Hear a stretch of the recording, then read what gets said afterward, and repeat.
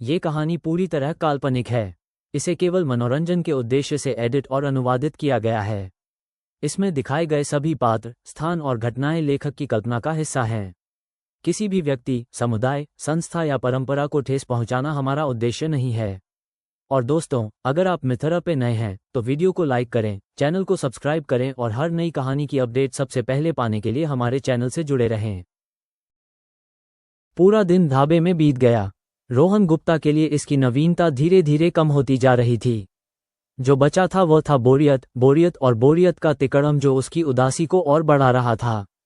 खुद के लिए जिम्मेदारियां न बनाने के लिए रोहन गुप्ता ने फैसला किया कि अब ढाबे में कम आएगा। ज्यादा से ज्यादा खाना खाने या थोड़ी देर के लिए आएगा, लेकिन दोपहर और रात का खाना दोनों यहां कभी नहीं खाएगा। ये बहुत शोरगुल वाला, भीड़भाड़ वाला और नीरस था, तो उसने खुशी से यह फैसला कर लिया। रात के 11 बजे आखिरी ग्राहकों को विदा किया गया। वेटर ढाबे की सफाई में जुट गए। अंजलि मेहरा ध्यान से आज की कमाई का हिसाब लगा रही थी। हर बिल की रसीद थी, एक काउंटर के लिए और एक रसोई के लिए, अलग अलग गिनती के लिए। इस तरह किसी पर शक की गुंजाइश नहीं थी। अंजलि मेहरा काउंटर की रसीदें दोबारा जांचने की जिम्मेदारी संभाल रही थी और सोनाली पटेल रसोई की रसीदें। काम का सख्त बंटवारा। सब मिलाने पर अगर हिसाब सही निकले तो कोई समस्या नहीं। सभी रसीदें नंबर वाली थीं और जांच के दौरान एक छोटी नोटबुक में दर्ज होती थीं।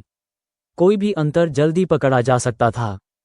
कोई 10 मिनट बाद अंजलि मेहरा ने आखिरकार आज की कमाई का हिसाब लगा लिया। महेश पटेल पास में घबराए हुए खड़े थे।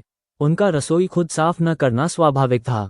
आखिरी डिश बनाने के बाद वे रोहन गुप्ता के साथ मुख्य हॉल में बैठकर सूरजमुखी के बीज तोड़ते रहे थे। बातें की और टीवी देखा। आर्यन पटेल का बेचारा हाल तो था ही, पिताजी की नज़रों में होमवर्क करते करते बीच बीच में रोहन गुप्ता को नाराजगी भरी नज़रों से देखता। उस पल उसे भी चोट लगाने का अजीब मन हुआ, लेकिन याद आया कि दर्द होगा और उसने फौरन ये बुरा ख्याल झटक दिया। हिसाब आ गया। आज कुल 9,560 रुपये की कमाई हुई। सोनाली पटेल के साथ हिसाब की पुष्टि करने के बाद अंजलि मेहरा उत्साहित होकर कमाई का ब्यौरा लेकर आए। रोहन गुप्ता ने वो कागज नहीं देखा जो अंजलि मेहरा ने थाम रखा था। उस पर भरोसा था। इसके अलावा उसने 2 बार हिसाब लगाया था, इसलिए दोबारा जांचने की जरूरत नहीं थी। रोहन गुप्ता की बेपरवाही देखकर महेश पटेल को भी देखना उचित नहीं लगा। हालांकि इस शुभ शुरुआत पर वे काफी उत्साहित थे। वे जानते थे कि सामने बैठे उस नौजवान का ज्यादा योगदान था। काबिल था, ये तो मानना ही होगा। लेकिन पहले वो काबिलियत सिर्फ छोटे पैमाने पर काम आती थी। शुरुआत बहुत कम से होती और अकेले खेलना थका देने वाला था। अगर अपने दम पर ढाबा खोलते जैसा पहले इरादा था, तो अंदर बाहर सब अकेले संभालना होता। अब शुरुआती बिंदु ऊंचा था, बड़ी जगह थी। ये समझ में आया कि एक मजबूत व्यावसायिक साझेदार का होना कितना जरूरी है। बड़े लोग साझेदारी में काम क्यों करते हैं ये भी समझ आया। भले ही अकेले काम हो सकता हो, फिर भी संसाधन और जोखिम बांटने के लिए और लोगों को शामिल करना फायदेमंद होता है। बेशक ये बड़े पैमाने के व्यवसायों पर ज्यादा लागू होता है। छोटे व्यवसायों में अकेले जाना बेहतर होता है। इस कमाई से रोहन गुप्ता काफी संतुष्ट था। मुख्य हॉल में अलग अलग आकार की 30 मेजें थीं। विशाल ढाबे के प्रवेश द्वार की वजह से बाद में 6 और मेजें लगाई गई थीं। ऊपर 9 प्राइवेट कमरे थे, जिनमें से एक 20 वर्ग मीटर का बड़ा कमरा था। कुल 45 मेजें। दोपहर और रात का खाना। प्रति मेज औसतन 2 से थोड़ा ज्यादा बार उपयोग और 50% की छूट के साथ प्रति ग्राहक औसत खर्च 100 रुपये से थोड़ा ज्यादा। 60-70 रुपये में खाने वाले कम थे। इस हिसाब से उस जमाने के लिए ये कमाई कम नहीं थी। हालांकि आज शनिवार था, बाहर खाने वाले ज्यादा होते हैं। असली परीक्षा अगले हफ्ते होगी। रोहन गुप्ता बहुत उत्साहित था। महीने के अंत में अपना निवेश पर रिटर्न जानने की उत्सुकता थी। व्यवसाय बढ़ाने का इरादा नहीं था, इसलिए हर महीने मुनाफा बांटने का फैसला हुआ था। सिर्फ कुछ खरीदारी का पैसा खाते में रखा जाएगा। जहां तक पैसों का सवाल था, ढाबे में थोड़ा रखने के बाद बाकी महेश पटेल घर ले जाएंगे। घर रखें या बैंक में जमा करें, यह उनकी मर्जी। बहरहाल पैसे सौंपते वक्त हस्ताक्षर होंगे। संक्षेप में सब सही राह पर चल रहा था। महेश अंकल, मैं अब घर जाता हूं। अगले हफ्ते के अंत में फिर आऊंगा। कोई समस्या हो तो मैसेज करें, जल्दी से जल्दी जवाब दूंगा। काम न देखकर रोहन गुप्ता घर जाने की तैयारी करने लगा। यहां तक वो बस आज की कमाई जानने के लिए रुका था। पहले शाम 7 बजे के आसपास उसने मामा को फोन करके बताया था कि देर हो जाएगी। इतनी देर होगी यह नहीं सोचा था। मामी ने कई बार फोन करके जल्दी आने को कहा था। आखिरकार पहले कभी इतनी देर नहीं हुई थी। मामा मामी काफी चिंतित थे। ठीक है, मैं छोड़ने चलता हूँ। ये सुनकर महेश पटेल उठ खड़े हुए। रोहन गुप्ता ने मना नहीं किया। इतनी रात को महेश पटेल बिना गाड़ी में बिठाए नहीं मानते। अंजलि और सोनाली, अच्छा काम करते रहो। महीने के अंत में तनख्वाह के वक्त हालात देखकर बोनस भी हो सकता है। रोहन गुप्ता उठकर अंजलि मेहरा की तरफ मुस्कुराया। जहां तारीफ हो वहां उत्साह देना जरूरी है, वरना बॉस का काम कैसे होगा। महेश पटेल रोहन गुप्ता को ऑटो में बिठाकर आए। ऑटो में बैठकर रोहन गुप्ता खो गया। यह उसका पहला अपना व्यवसाय था। जिंदगी आखिरकार सही राह पर आ रही थी। पुराने अफसोसों की थोड़ी भरपाई हो सकती थी और पिछली जिंदगी के अधूरे सपने पूरे होंगे। जिन्हें वह प्यार करता है उन्हें बचाएगा। मामा के फ्लैट के नीचे पहुंचकर ऊपर जलती रोशनी और बैठक की खिड़की से किसी की हल्की परछाई देखकर समझ गया कि यह मामा हैं। मामा जो सारा दिन व्यस्त रहते थे, इस वक्त तक हमेशा सो चुके होते थे जब तक कोई जरूरी काम न हो। रोहन गुप्ता की आंखें नम हो गईं। परिवार का होना अच्छा है और एक प्यार करने वाला परिवार होना और भी अच्छा। रोहू, आखिरकार आ गए। मामा तुम्हारा इंतजार करते सोए नहीं थे। दरवाजे पर पहुंचा तो चाबी निकालने से पहले ही दरवाजा अंदर से खुल गया। मामी ने मुस्कुराते हुए कहा, भतीजे का इतनी देर से आना उन्हें बहुत चिंता में डाल रहा था, इसलिए पति के साथ इंतजार कर रही थीं। आज खास दिन था। दोस्त के घरवालों की नई दुकान खुली। काम बहुत अच्छा था तो पैसे गिनने में मदद करनी पड़ी। अब ऐसा नहीं होगा। रोहन गुप्ता ने वही बात दोहराई जो फोन पर कही थी। घरवालों का प्यार भरा ख्याल कभी बोझ नहीं लगना चाहिए। ठीक है, जाओ हाथ मुंह धोकर सो जाओ। बहनें और सब थोड़ी देर पहले ही सोए हैं, हम भी सोने की तैयारी में थे। रोहन गुप्ता को वापस देखकर मामी ने भी सोने की तैयारी की। मामा, परेशान करने के लिए माफ करना। रोहन गुप्ता ने सोफे पर बैठकर सिगरेट पी रहे मामा से माफी मांगी। अच्छा है वापस आ गए। मदद करना ठीक है लेकिन दिन में करो, रात को मत करो, खासकर इतनी देर तक। मामा ने हल्का कश लेते हुए प्यार से नसीहत दी। ठीक है मामा, पूरे दिन पढ़ाई की है, अब हाथ मुंह धोकर सोता हूँ। रोहन गुप्ता ने सिर हिलाया। जाओ। मामा ने आखिरी कश लिया और सिगरेट बुझा दी। हाथ मुंह धोने के बाद रोहन गुप्ता ने लाइट बंद की। बिस्तर पर लेटकर छत को देखता रहा। रात की रोशनी कमरे में फैली थी और बीच बीच में कीड़ों की आवाजें आ रही थीं। रोहन गुप्ता के दिल में एक सुकून भर गया। सब सही दिशा में जा रहा था। थोड़ी देर में रोहन गुप्ता गहरी नींद में सो गया। अगला हफ्ता। ढाबे की लोकप्रियता ने रोहन गुप्ता को राहत दी। उसे डर था कि जगह बदलने से कोई दिक्कत होगी, लेकिन सब वैसा ही रहा। बड़ा और शानदार ढाबा, महेश पटेल की बेजोड़ खाना पकाने की कला, इन सब ने असाधारण रूप से बड़ी संख्या में ग्राहक खींचे। नीचे का हिस्सा तो ठीक था ही। कुछ दिनों बाद ऊपर के प्राइवेट कमरे एक दिन पहले बुक होने लगे। न्यूनतम खर्च की सीमा लगाने के बाद भी ग्राहकों का उत्साह कम नहीं हुआ। महेश पटेल को एक साथ दर्द और खुशी का एहसास हो रहा था। पहले के छोटे ढाबे के मुकाबले यहाँ काम बेशक ज्यादा था। पहले का सबसे बड़ा ढाबा 100 वर्ग मीटर से थोड़ा बड़ा था, अब जगह कई गुना बड़ी थी। सौभाग्य से जटिल डिशें वे खुद बनाते थे और आसान डिशें शागिर्द संभालते थे, इसलिए पहले से थोड़ा ही ज्यादा काम था। लेकिन उनकी खाना बनाने की कला तेजी से निखर रही थी। जितना ध्यान उतना दक्षता। एक हफ्ते बाद 24 तारीख को जब रोहन गुप्ता फिर ढाबे पर आया, छूट की अवधि खत्म होने और ग्राहकों की संख्या बढ़ने की वजह से पिछले दिन की बिक्री 33,000 से ज्यादा हो गई थी, जिसने रोहन गुप्ता को हैरान कर दिया। 45 मेजें, प्रति मेज औसतन 730 रुपये की कमाई। दोपहर और रात में औसतन 2 बार उपयोग और खाना छूटने वाले ग्राहक भी गिने। प्रति ग्राहक औसत खर्च सिर्फ 180 रुपये था। बेशक ये कुल औसत था। नीचे का हिस्सा 123 रुपये प्रति ग्राहक था, जबकि ऊपर के प्राइवेट कमरे असली कमाई वाले थे, जहां खर्च 400-500 से 1000 तक पहुंच जाता था। ये शराब की बिक्री को छोड़कर था। शराब मिलाई जाए तो ऊपर का एक खाना कम से कम 1000 और कभी कभी कई हजार तक का होता था। शराब पर मुनाफा आमतौर पर खाने से कम होता है, इसलिए कमाई में नहीं जोड़ा। इस महीने कितना कमाएगा, रोहन गुप्ता को बेसब्री थी। हालांकि 31 तारीख यानी रविवार को ही पता चलेगा। तब अंजलि मेहरा से कुल कमाई जोड़वाने का इरादा था। उस दिन तनख्वाह देने, कुल कमाई निकालने, महीने की शुरुआत में आधी तनख्वाह न रोकने की परंपरा के हिसाब से और काम अच्छा होने की वजह से कुछ इनाम बांटने का भी इरादा था। सब मिलकर पैसे कमाते हैं, ढाबा चल रहा है तो किसी के जाने की चिंता नहीं। अगले महीने से ढाबे में तनख्वाह का एक हिस्सा रोक कर रखना शुरू होगा। मुख्य वजह यह थी कि कोई तनख्वाह लेकर अगले दिन न आए। कर्मचारी के नज़रिए से यह व्यवस्था घिनौनी लगती है, लेकिन मालिक होने पर ऐसी बातों से बचाव जरूरी है। पिछली जिंदगी में ऐसे बहुत से उदाहरण सुने थे। कर्मचारी पैसे लेकर अगले दिन गायब हो जाते। यहाँ तक कि कंपनी का सामान चुराकर सीधे भाग जाने की कई बेतुकी कहानियां भी थीं जो मालिकों को दांत पीसने पर मजबूर कर देती थीं। पहले बताकर जाते तो क्या बुराई थी, अचानक हमला क्यों?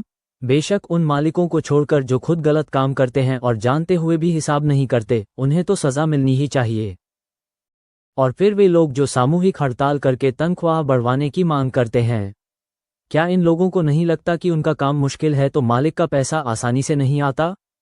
कई लोग सोचते हैं कि उनके पास पैसे कम हैं तो मालिक को ज्यादा देना चाहिए। खासकर पहले वाली विदेश व्यापार कंपनी में रोहन गुप्ता को ये सबसे ज्यादा महसूस हुआ था। वे रिश्तेदार हमेशा सोचते थे कि मालिक के लिए पैसे कमाना आसान है, कंपनी का फायदा उठाने में देर न लगाते। मालिक अमीर है इसलिए ज्यादा देना उसकी जिम्मेदारी है, यह मानकर बार बार उधार लेते लेकिन वापस करने की सोचते भी नहीं। उन्हें नहीं पता कि बाहरी संबंधों में मालिक को कितनी मिन्नतें करनी पड़ती हैं। गिड़गिड़ाना, तारीफें करना, हर तरह से खुशामद करना, इज्जत, कभी कभी यह एक विलासिता होती है। रोहन गुप्ता मालिक के साथ कुछ सामाजिक कार्यक्रमों में गया था और छोटे मध्यम व्यवसायों के मालिकों की मुश्किलें सीधे देखी थीं।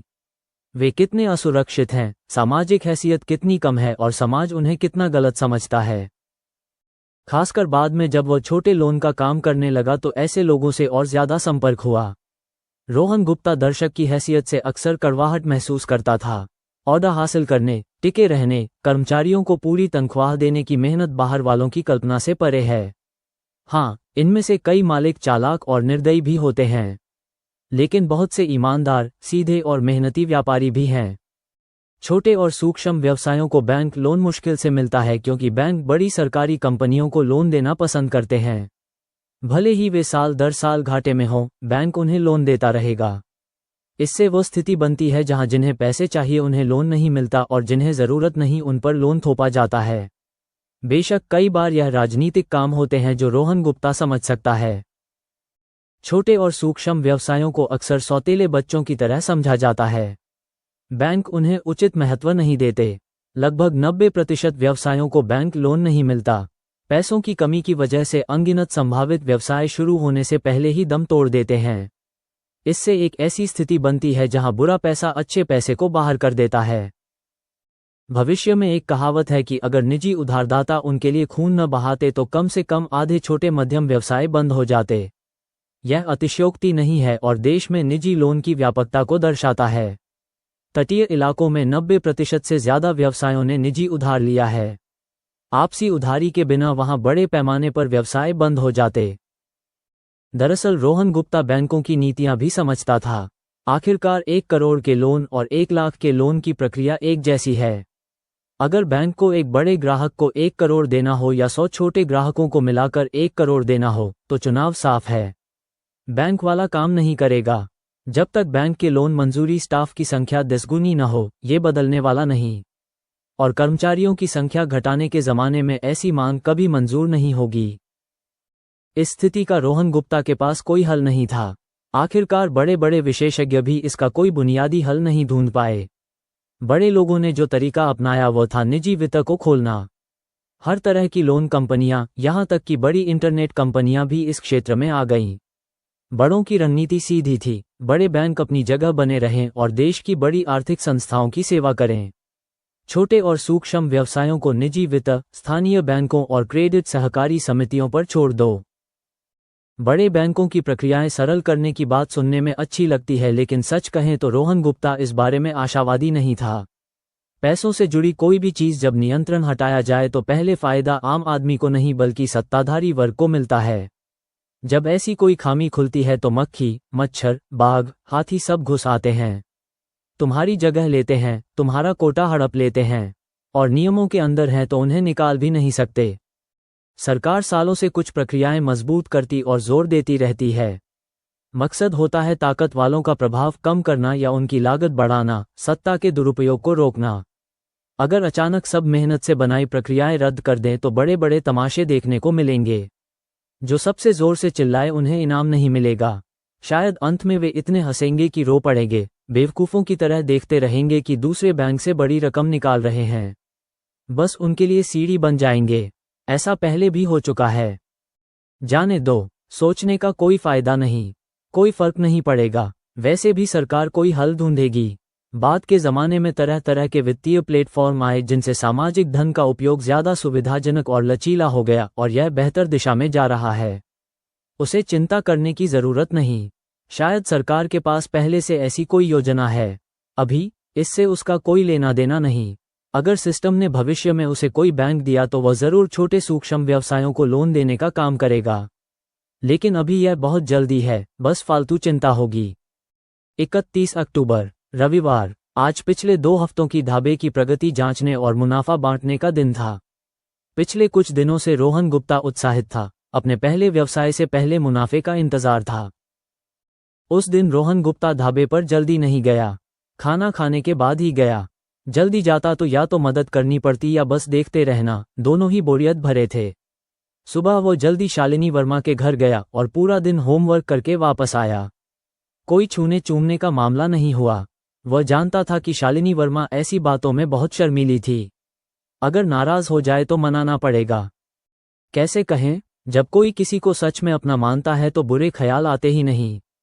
रोहन गुप्ता नहीं जानता था दूसरे कैसे सोचते हैं, लेकिन उसे लगता था कि छूना मनाना संबंध गहरे करने के लिए होता है, लेकिन उस पर और शालिनी वर्मा पर यह लागू नहीं होता। उनका रिश्ता परस्पर सम्मान वाला था और उसे यही पसंद था। शांत शालिनी वर्मा के पास बैठकर रोहन गुप्ता को शांति और संतुष्टि मिलती थी। बुरे ख्याल कभी कभी आते भी थे, लेकिन वह कभी कुछ करता नहीं था। दूसरों की नज़र में शायद वह बिगड़ा हुआ लगे। ठीक है, शायद लोग अलग अलग होते हैं, जैसे स्वाद बाहर ढाबे में हर किसी का अपना स्वाद। प्यार में भीड़ का पीछा क्यों करना? प्लास्टर उतर गया था, इसका मतलब होमवर्क न करने की सुविधा भी खत्म। इस हफ्ते टीचर ने खासकर ज्यादा होमवर्क दिया था। रोहन गुप्ता जो नकल नहीं करता, सब खुद करना था। इन दिनों पढ़ाई करते करते रोहन गुप्ता पिछली जिंदगी के पढ़ाई के स्तर के काफी करीब आ गया था। अंग्रेजी की तो बात ही न करें, अगली बार सबको चौंका देगा। जीव विज्ञान सबसे आसान था, ज्यादातर रटना था। पिछली जिंदगी में वह इसमें बहुत अच्छा था, लगभग पूरे अंक आते थे। वापस आने के बाद अच्छी याददाश्त के साथ सीखना बेहद आसान था। रसायन विज्ञान भी रटने वाला ही था। मुश्किल थे हिंदी, गणित और भौतिकी। हिंदी में सबसे ज्यादा रटना था। पुरानी कविताएं, गद्य की समझ और विश्लेषण का बोझ भारी था और अभी सब रट नहीं पाया था। निबंध अपेक्षाकृत आसान था। दोनों जिंदगियों में लेखक और रणनीति नियोजक रहा। अगर तर्कपूर्ण निबंध नहीं लिख सका तो गाड़ी के नीचे आ जाना बेहतर होगा। थकाऊ होमवर्क से बचने के लिए अगले महीने जबरदस्त पढ़ाई का इरादा था। दिसंबर की मासिक परीक्षा की तैयारी। लक्ष्य था पूरे स्कूल में पहले आना ताकि बेझिझक होमवर्क छोड़ सके। इस आत्मविश्वास की वजह थी आने वाला सिस्टम अपग्रेड। सिस्टम अपग्रेड के बाद मिलने वाले मूल ऊर्जा मूल्य से दिमाग का विकास होगा, याददाश्त और समझ की क्षमता अचानक बढ़ेगी, जिससे पूरे स्कूल में पहला आना चुनौतीपूर्ण होगा। बस कोशिश ही की जा सकती है। रात का खाना खाने के बाद रोहन गुप्ता ढाबे की तरफ दौड़ा। हफ्ते का अंत होने की वजह से काम बढ़िया था, हर मेज भरी थी। रोहन गुप्ता को देखकर वेटरों ने आदर से नमस्ते किया। रोहन गुप्ता ने नाक नहीं चढ़ाई और उनका थोड़ा उत्साह बढ़ाया। सीधे कैशियर काउंटर की तरफ गया। अंजलि मेहरा को व्यस्त देखकर उसे परेशान नहीं किया। सीधे फ्रिज से मिनरल वाटर की बोतल निकाली और प्यास बुझाई। शायद फ्रिज का दरवाज़ा बंद करने की आवाज़ से अंजलि मेहरा सतर्क हो गई और फौरन उसकी तरफ देखा। फ्रिज ढाबे की संपत्ति थी, हर कोई बिना पूछे नहीं ले सकता था। बॉस, आप आ गए। हाथ भी ठीक हो गया। रोहन गुप्ता को देखकर अंजलि मेहरा ने खुशी से कहा, तुम काम करते रहो, मेरे लिए कुछ सूरजमुखी के बीज ले आओ। रोहन गुप्ता ने मुस्कुराते हुए जवाब दिया, जी।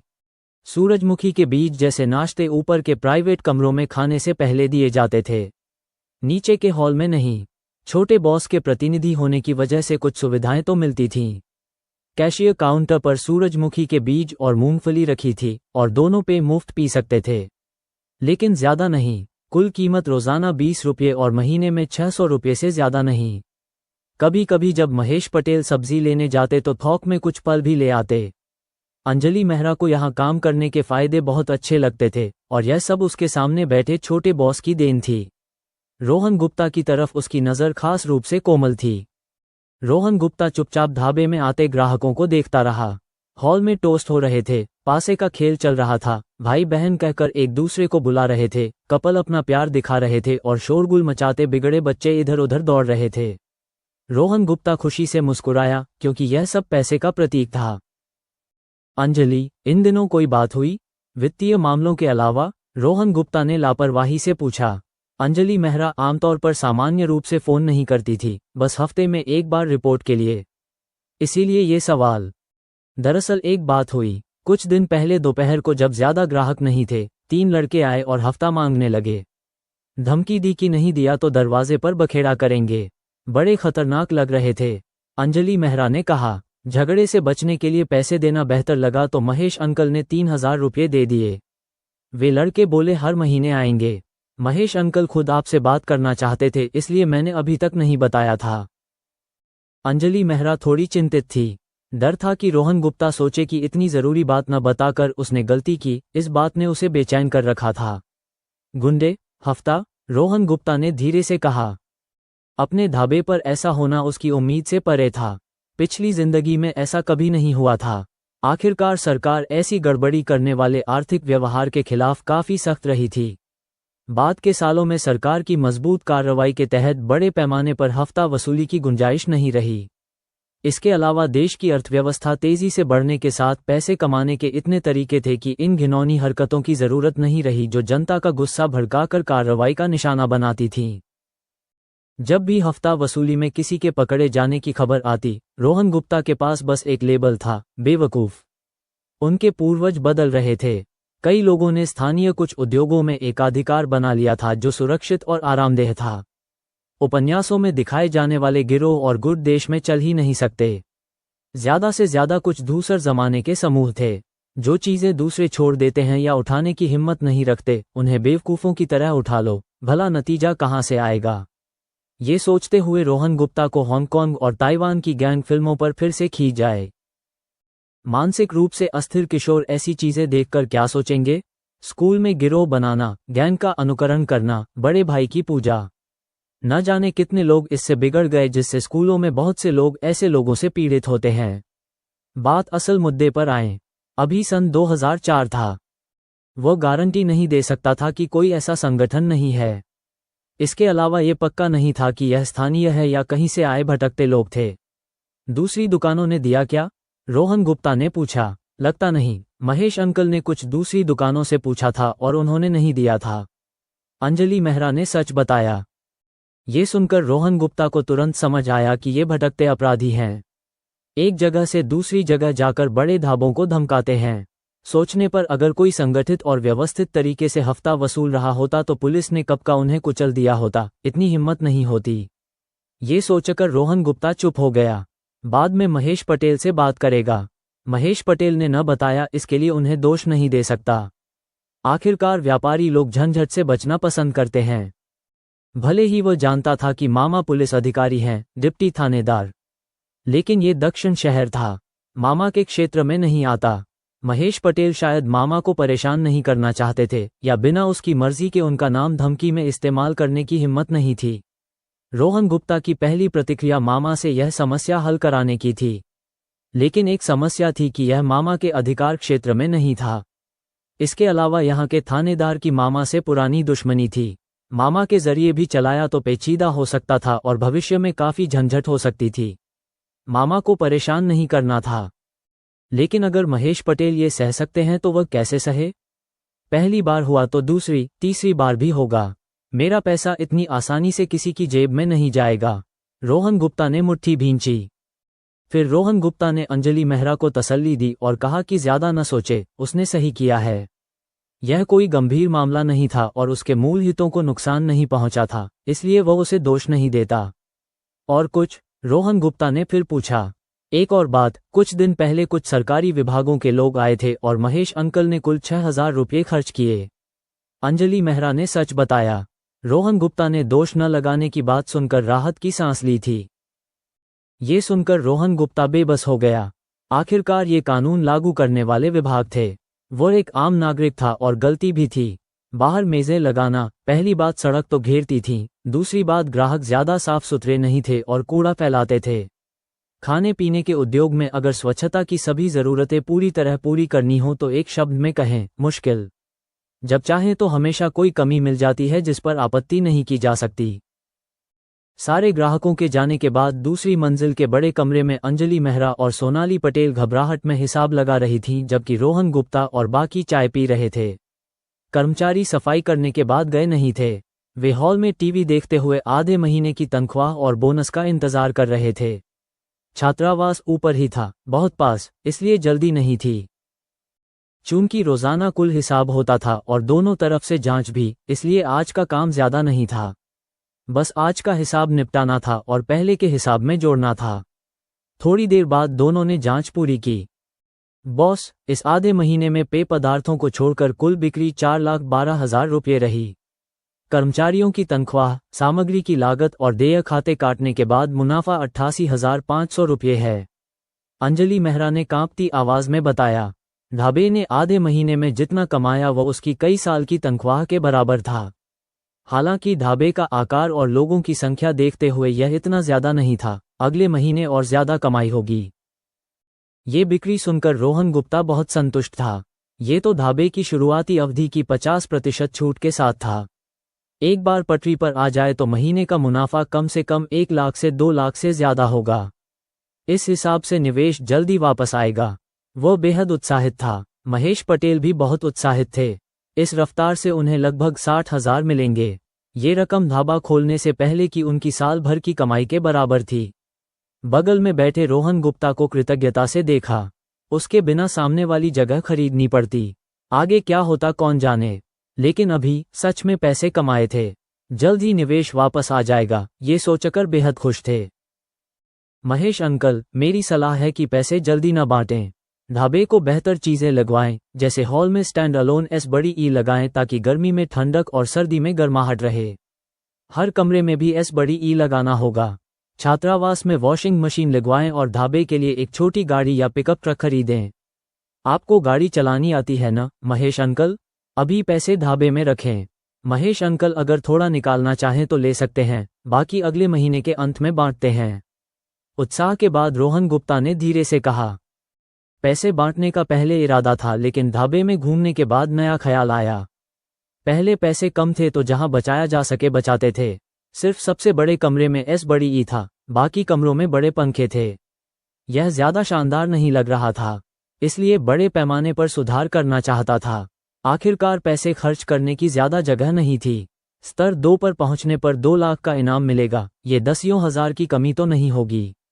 सर्दियों में यहाँ ठंड पड़ती है और उत्तर जैसी गर्मी व्यवस्था नहीं है। एस बड़ी ई लगवाने से सब ज्यादा आरामदेह होंगे। गाड़ी की बात पर, ये सामान लाने के लिए थी।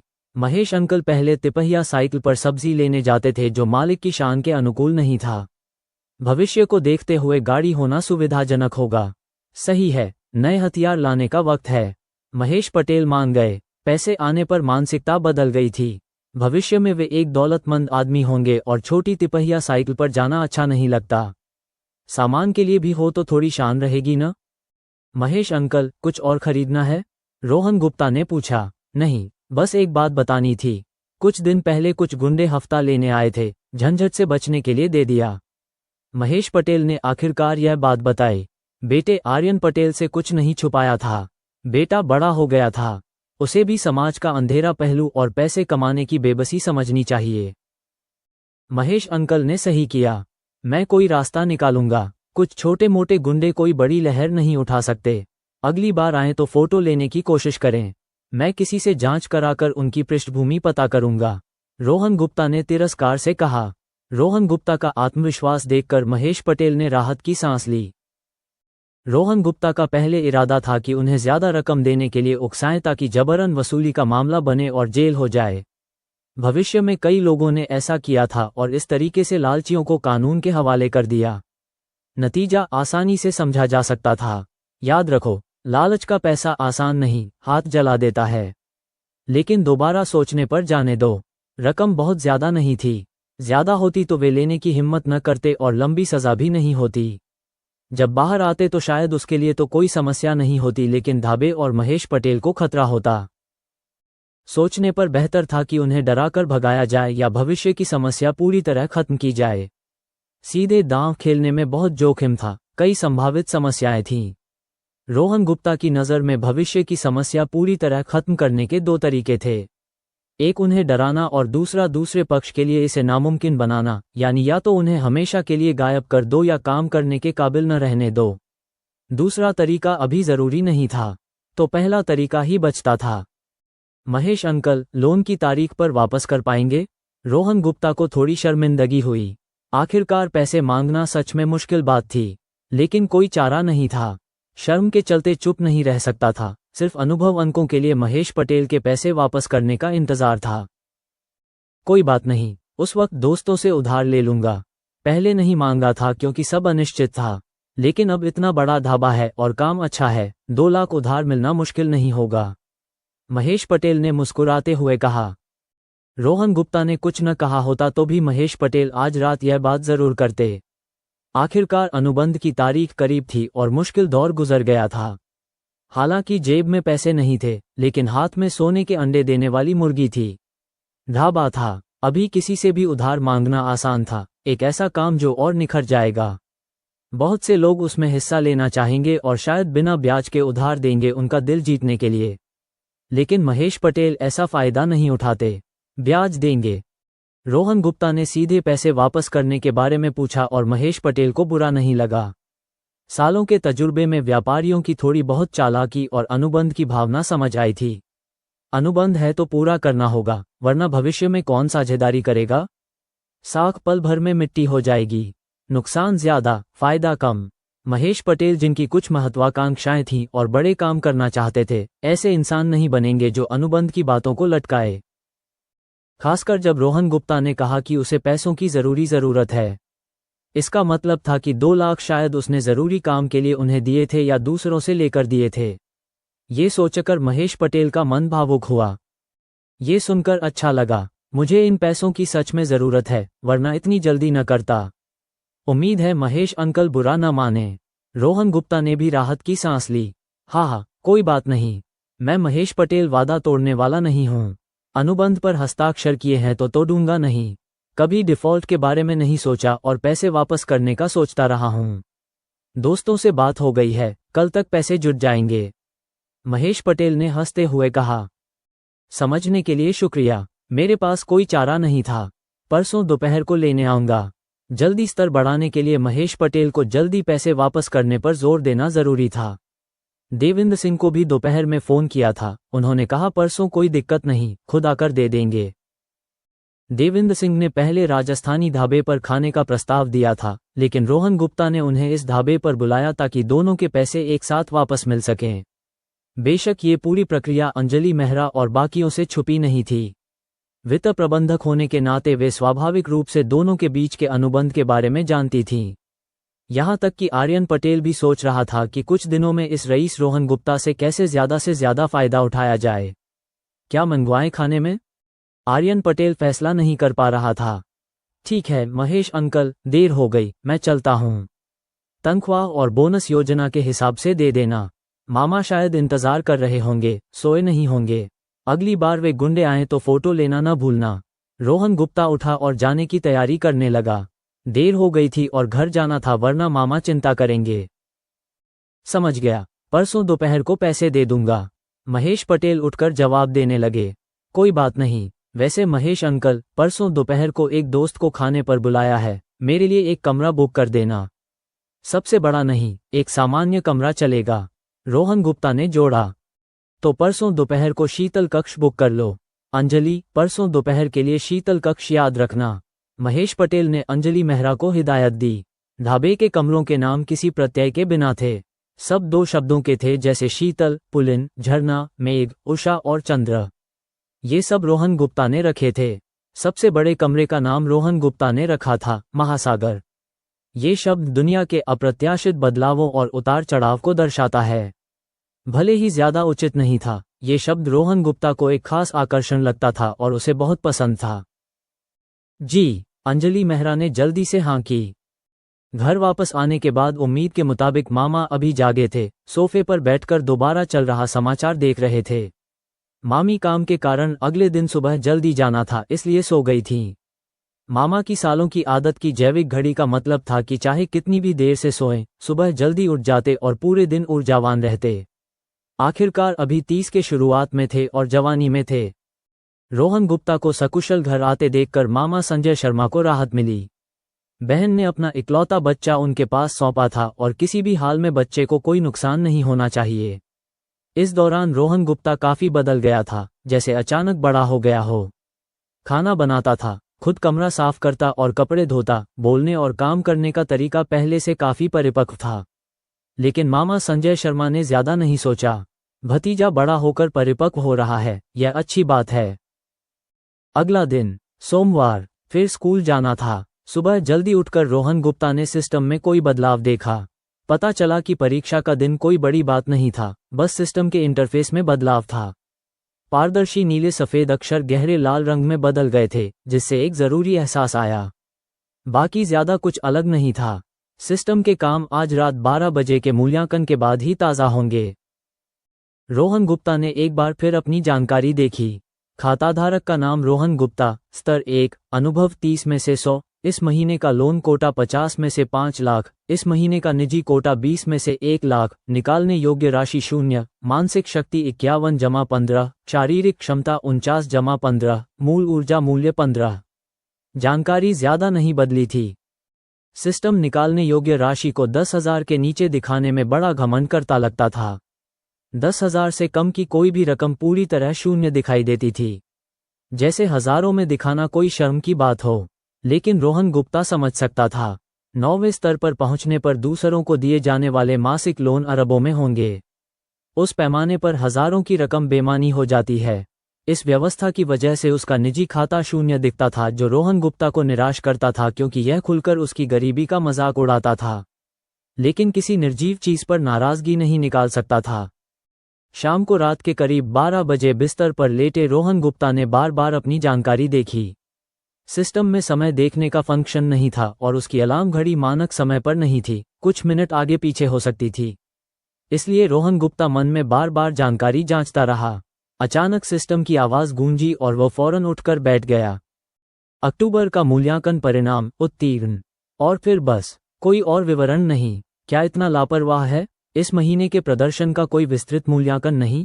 इस मनमाने सिस्टम को देखकर रोहन गुप्ता बोलने से रह गया। उत्तीर्ण होने का कोई इनाम भी नहीं लग रहा था। रोहन गुप्ता ने फिर से मन में सिस्टम की जानकारी देखी। एक पल में जानकारी ताज़ा हो गई।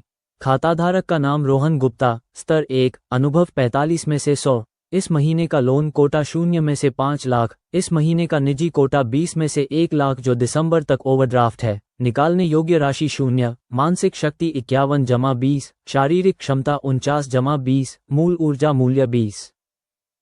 पिछली जानकारी से तुलना करने पर लगा कि उसने 1 लाख की निजी संपत्ति उपलब्धि काम पूरा किया, जिससे 5 मूल ऊर्जा अंक और 10 अनुभव अंक मिले। लगता था निवेश किया पैसा भले ही सिस्टम का था और खुद की संपत्ति में नहीं गिना जाता, फिर भी संपत्ति के कुल मूल्य में बढ़ोतरी करता है। इसके अलावा पिछले महीने ओवरड्राफ्ट की वजह से इस महीने का निजी लोन कोटा पूरा हो गया, जिससे 5 और अनुभव अंक मिले। अभी 45 अनुभव अंक थे। कल दोनों के पैसे वापस आने पर 50 और अंक मिलेंगे, कुल 95 हो जाएंगे। स्तर बढ़ाने के लिए बस 5 और चाहिए। रोहन गुप्ता बेसब्री से स्तर बढ़ने के इनाम का इंतजार कर रहा था। इसके बाद रोहन गुप्ता ने काम का इंटरफेस खोला। पहला काम, इस महीने सिस्टम के सुझाए ग्राहक का लोन पूरा करें, इनाम 5 अनुभव अंक। दूसरा काम, इस महीने सिस्टम के सुझाव के अलावा 1 लाख से ज्यादा का लोन पूरा करें, इनाम 5 अनुभव अंक। तीसरा काम, इस महीने सभी बाहरी लोन कोटे पूरे करें, इनाम 5 अनुभव अंक। चौथा काम, इस महीने सभी निजी लोन कोटे पूरे करें, इनाम 5 अनुभव अंक पूर्ण। पांचवां काम उपलब्धि, सिस्टम के बाहरी लोन में कुल 10 लाख रुपये, इनाम 5 मूल ऊर्जा और 10 अनुभव अंक, अभी तक 50,000। छठा काम उपलब्धि, सिस्टम के बाहरी लोन का 10 लाख मूलधन वापस लेना। सातवां काम उपलब्धि, सिस्टम के निजी लोन में कुल 5 लाख। आठवां काम उपलब्धि, 5 लाख की निजी संपत्ति। ज्यादातर काम वैसे ही थे। बस इस महीने के निजी लोन वाला काम दूसर हो गया था। उपलब्धि काम 3 और 4 पूरे हो गए थे और नए लक्ष्य 5-5 लाख के हो गए थे। उसे लगता था जल्दी ही वहां पहुंच जाएगा। निजी लोन की कुल राशि 5 लाख वाला उपलब्धि काम अभी भी पूरा किया जा सकता था, बस थोड़ा ओवरड्राफ्ट करना होगा। लेकिन जितना हो सके कम खर्च करने के उसूल पर टिके रहते हुए रोहन गुप्ता ने अभी ओवरड्राफ्ट न करने का फैसला किया। जब सच में जरूरत होगी तब इस्तेमाल करेगा। मूल्यांकन हो गया, काम ताज़ा हो गए, रोहन गुप्ता को नींद आने लगी। जल्दी ही नींद आ गई। 2 नवंबर दोपहर, स्वाद बहार ढाबा। शीतल कक्ष के अंदर 3 लोग बैठे थे, रोहन गुप्ता, देविंद्र सिंह और पिछली बार मिले अजय यादव। तीनों एक साथ नहीं बैठे थे। देविंद्र सिंह और अजय यादव मुख्य सीटों पर थे और रोहन गुप्ता दरवाजे की तरफ उनके सामने। आखिरकार खाने का मुख्य विषय पैसे वापस करना था, इसलिए बातचीत का माहौल चाहिए था। रोहन गुप्ता ने देखा कि देविंद्र सिंह की आंखों से कुछ उदासी छट गई थी। लगता है हाल ही में काम अच्छा चला है। अजय यादव अभी भी आम कब्डों में था। पिछले हफ्ते के अंत में पार्टी स्कूल से पढ़ाई पूरी हुई। नई पोस्टिंग के बारे में भरोसेमंद खबर थी कि शायद शांतिपुर जिले में, जो उनका गृह जिला है, पुलिस अधीक्षक के पद पर नियुक्त हों। पूर्ण सेक्शन स्तर का पद, मामा से एक स्तर ऊंचा। पिछली जिंदगी में रोहन गुप्ता अपने गृह जिले के अधिकारियों के नाम जानता था, लेकिन निचले स्तर के नेताओं की कोई याद नहीं थी। हालांकि अजय यादव की पदोन्नति की रफ्तार मामा से काफी तेज थी। या तो वे बहुत काबिल थे, या उनके पिताजी का समर्थन था, या फिर पत्नी का। पहले जब उसने सुना कि दूसरा पक्ष उसके गृह जिले में तबादला हो सकता है तो रोहन गुप्ता को घबराहट हुई, लेकिन एक पल में शांत हो गया। पहली बात, उसने कोई गैरकानूनी काम नहीं किया। दूसरी बात, वे दोस्त थे। तीसरी बात, उसने देविंद्र सिंह की मदद की थी। तर्क और भावना दोनों से वे उसे नुकसान नहीं पहुंचाएंगे। डरने की कोई बात नहीं। देविंद्र सिंह ने बियर की बोतल खोली। अजय यादव और खुद के लिए गिलास भरते हुए बोले, आज दोपहर तुम्हारी क्लास है, इसलिए शराब मत पियो, बस पेय पदार्थ पियो। हमारे भी दोपहर में काम है, इसलिए बस थोड़ी बियर लेंगे। ठीक है। वैसे भी पीने का इरादा नहीं था। रोहन गुप्ता ने हाथ में खट्टी बेर का शरबत हिलाया और मुस्कुराया। ये खट्टा मीठा शरबत महेश पटेल ने खुद बनाया था। बेहद स्वादिष्ट था और ढाबे का मशहूर पेय बन गया था। एक मटके में बेचते थे, 30 रुपये प्रति मटका। मटके के आकार को देखते हुए काफी महंगा था। खाना तुरंत शुरू नहीं किया, पहले काम जरूरी था। ये 3,03,000 है, गिन लो। देविंद्र सिंह ने एक काला हैंडबैग सामने रखा। उन्होंने रोहन गुप्ता की तरह कोई थैला लेकर उसमें लाखों नहीं भरे थे। गिनने की जरूरत नहीं, देविंद्र चाचा जी के स्वभाव पर भरोसा है। इसके अलावा यहाँ पुलिस अंकल भी हैं, नकली नोट तो नहीं देंगे न? हा। रोहन गुप्ता ने हंसते हुए हैंडबैग पास रख लिया। उसे यकीन था कि देविंद्र सिंह नकली नोट नहीं देंगे। इसके अलावा भले ही देविंद्र सिंह पैसे न लौटाते, सिस्टम उसे दंड नहीं देता। जब सिस्टम किसी ग्राहक की सिफारिश करता है तो उसे कोई चिंता नहीं, बस अनुबंध पूरा करना है। बेशक वो दूसरे पक्ष को यह नहीं बताएगा कि पैसे वापस न करें या देर से करें, वरना सिस्टम तो छोड़ो, कई लोग उसे नहीं छोड़ेंगे। रोहन गुप्ता ने जेब से रसीद निकाली। पिछली बार लिखी रसीद देखकर देविंद्र सिंह चौंके। उन्हें उम्मीद नहीं थी कि रोहन गुप्ता रसीद देखे बिना ही दे देगा। ये भरोसा देविंद्र सिंह को थोड़ा भावुक कर गया। हा, बड़े साहसी और दूरदर्शी हो। देविंद्र सिंह ने रोहन गुप्ता की खूब तारीफ की। चाचा जी तारीफ कर रहे हैं। देविंद्र चाचा जी के स्वभाव पर भरोसा है। जैसे पैसे देने की वजह, ये तो बस थोड़ी सी रकम है, आगे हम सब बड़े व्यापारी बनेंगे। कुछ लाख, सच में कोई बड़ी बात नहीं, रोहन गुप्ता ने विनम्रता से जवाब दिया। लेकिन एक पल बाद फिर शेखी मारने लगा। हालांकि जाहिर है कि यह शेखी बिल्कुल सही वक्त पर थी। भविष्य में कोई काम हो तो मुझसे कहो। बड़े काम तो नहीं होंगे, लेकिन अजय भाई तो हैं, है न अजय? देविंद्र सिंह ने आत्मविश्वास से कहा और अजय यादव को बातचीत में खींचा। मैं क्या कर सकता हूँ?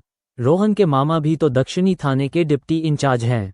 मैं तो दूर पहाड़ों में हूँ, उसकी देखभाल कैसे करूँगा? हा, अजय यादव ने हंसते हुए जवाब दिया। बेशक यह उन्होंने देविंद्र सिंह को पहले बताया था, लेकिन वे देखना चाहते थे कि यह जानकर कि उनकी जांच हुई है, रोहन गुप्ता की क्या प्रतिक्रिया होगी और इससे कुछ पता चल सकता है या नहीं। रोहन गुप्ता को भी परखना था। सच में मामा डिप्टी इंचार्ज हैं? देविंद्र सिंह ने जल्दी से अपने साथी का मतलब समझ लिया। हाँ, लेकिन मामा को इन बातों के बारे में मत बताना।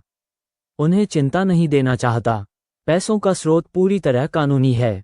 रोहन गुप्ता ने जब बोला तो मन में एक हलचल थी, जैसे किसी ने उसका राज देख लिया हो। उसने फौरन एक चालाक जवाब दिया।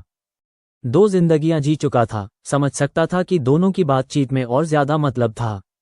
आखिरकार अगर देविंद्र सिंह के उकसावे के बिना अजय यादव उसके परिवार की जांच करने की जहमत क्यों उठाते?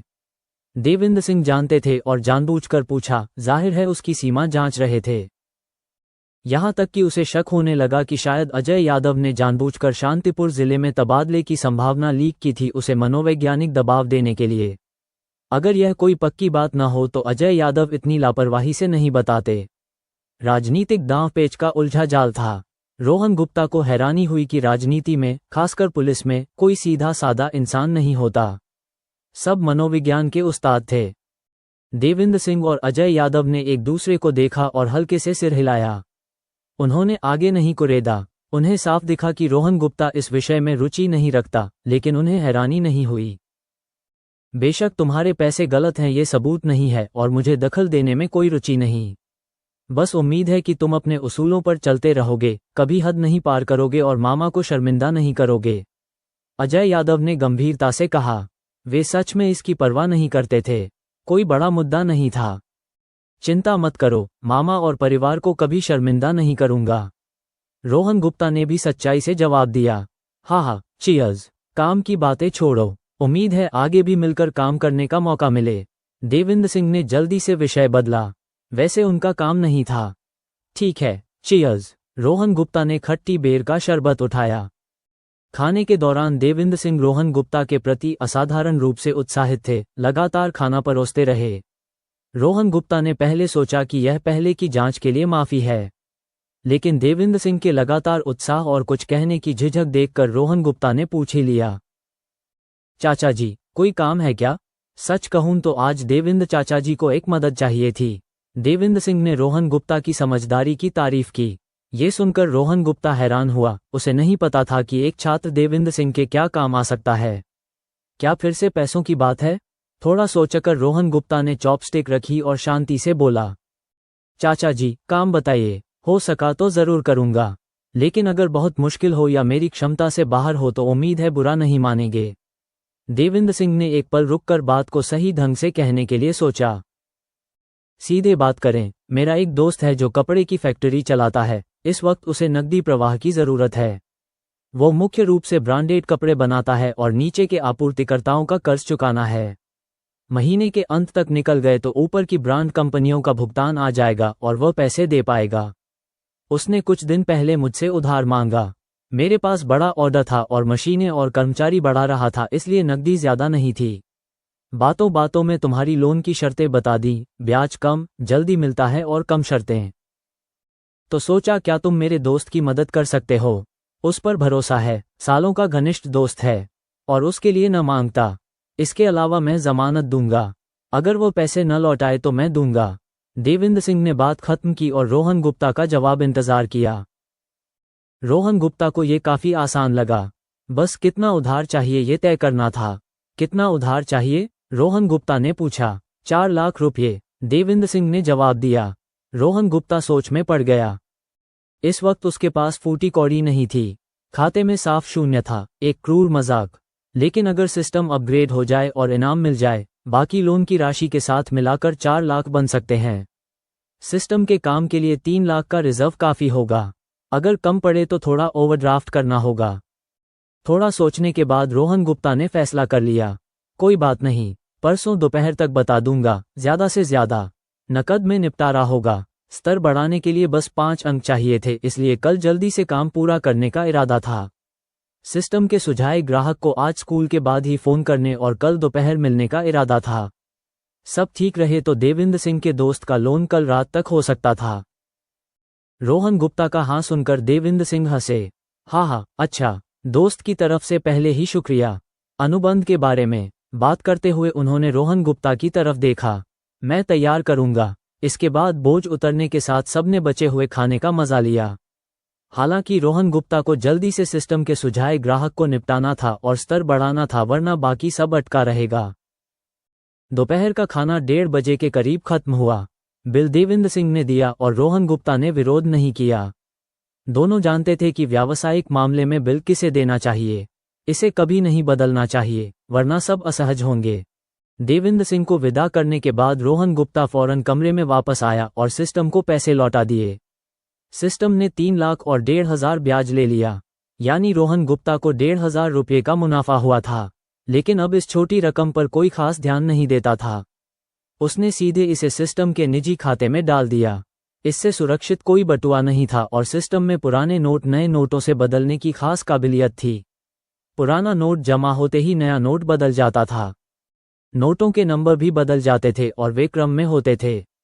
लगता था सिस्टम के अंदर नकद की वसूली और जारी करना अलग अलग चैनलों से होता था। क्रम में नंबर वाले इन नोटों के स्रोत को लेकर थोड़ी चिंता हुई।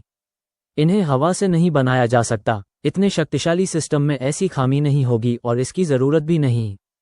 सिस्टम को ये पैसे कहाँ से मिलते हैं? उसने पूछा। सिस्टम ने वही जवाब दिया, अधिकार नहीं है। नहीं बताता तो ठीक है, सोचने से कोई फायदा नहीं, बस चिंता बढ़ती है। पैसों की वैधानिकता सिस्टम जरूर संभाल लेगा। किसी को तैयार करके जेल भेजने का क्या मतलब? रोहन गुप्ता ने फिर महेश पटेल को ढूंढा और उनके पैसे लिए।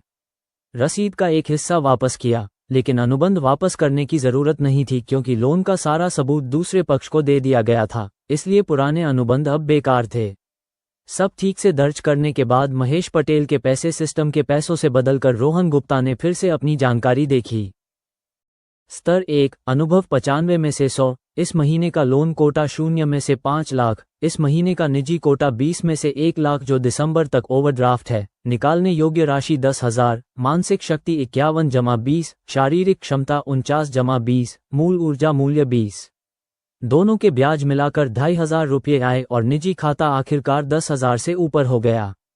सिस्टम के मजाक से थोड़ा टूटा मूड थोड़ा ठीक हुआ। 0 देखना सच में आंखों को चुभता था। बस 5 अनुभव अंक और स्तर बढ़ जाएगा। कल तक ये हासिल करने का इरादा था।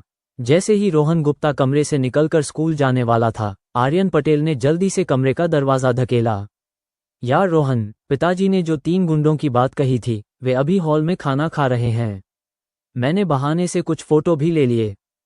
कैमरा आर्यन पटेल के घर का था। रोहन गुप्ता ने फोटो लेने को कहा था तो काउंटर पर रख दिया था। उसे उम्मीद नहीं थी कि इतनी जल्दी काम आएगा। रोहन गुप्ता फौरन उठ खड़ा हुआ। दिखाओ, ये कहते हुए आर्यन पटेल रोहन गुप्ता को नीचे हॉल में ले गया। बेशक आर्यन पटेल ने सीधे गुंडों की तरफ इशारा नहीं किया। हर मेज पर नंबर था, इसलिए आर्यन पटेल ने टेबल नंबर बताया और रोहन गुप्ता जानता था कहाँ देखना है क्योंकि उन्हें क्रम में लगाया गया था और वह क्रम उसी ने तय किया था, भूल कैसे सकता था। आर्यन पटेल के बताए टेबल नंबर पर रोहन गुप्ता ने 3 20-25 साल के नौजवानों को बैठे देखा। कपड़े सामान्य थे, अगर उनके ढीठ चेहरे न होते तो गुंडे पहचानना मुश्किल होता। इस वक्त 2 गुंडे रोहन गुप्ता की तरफ मुंह किए बैठे थे और एक की पीठ थी, चेहरा नहीं दिख रहा था।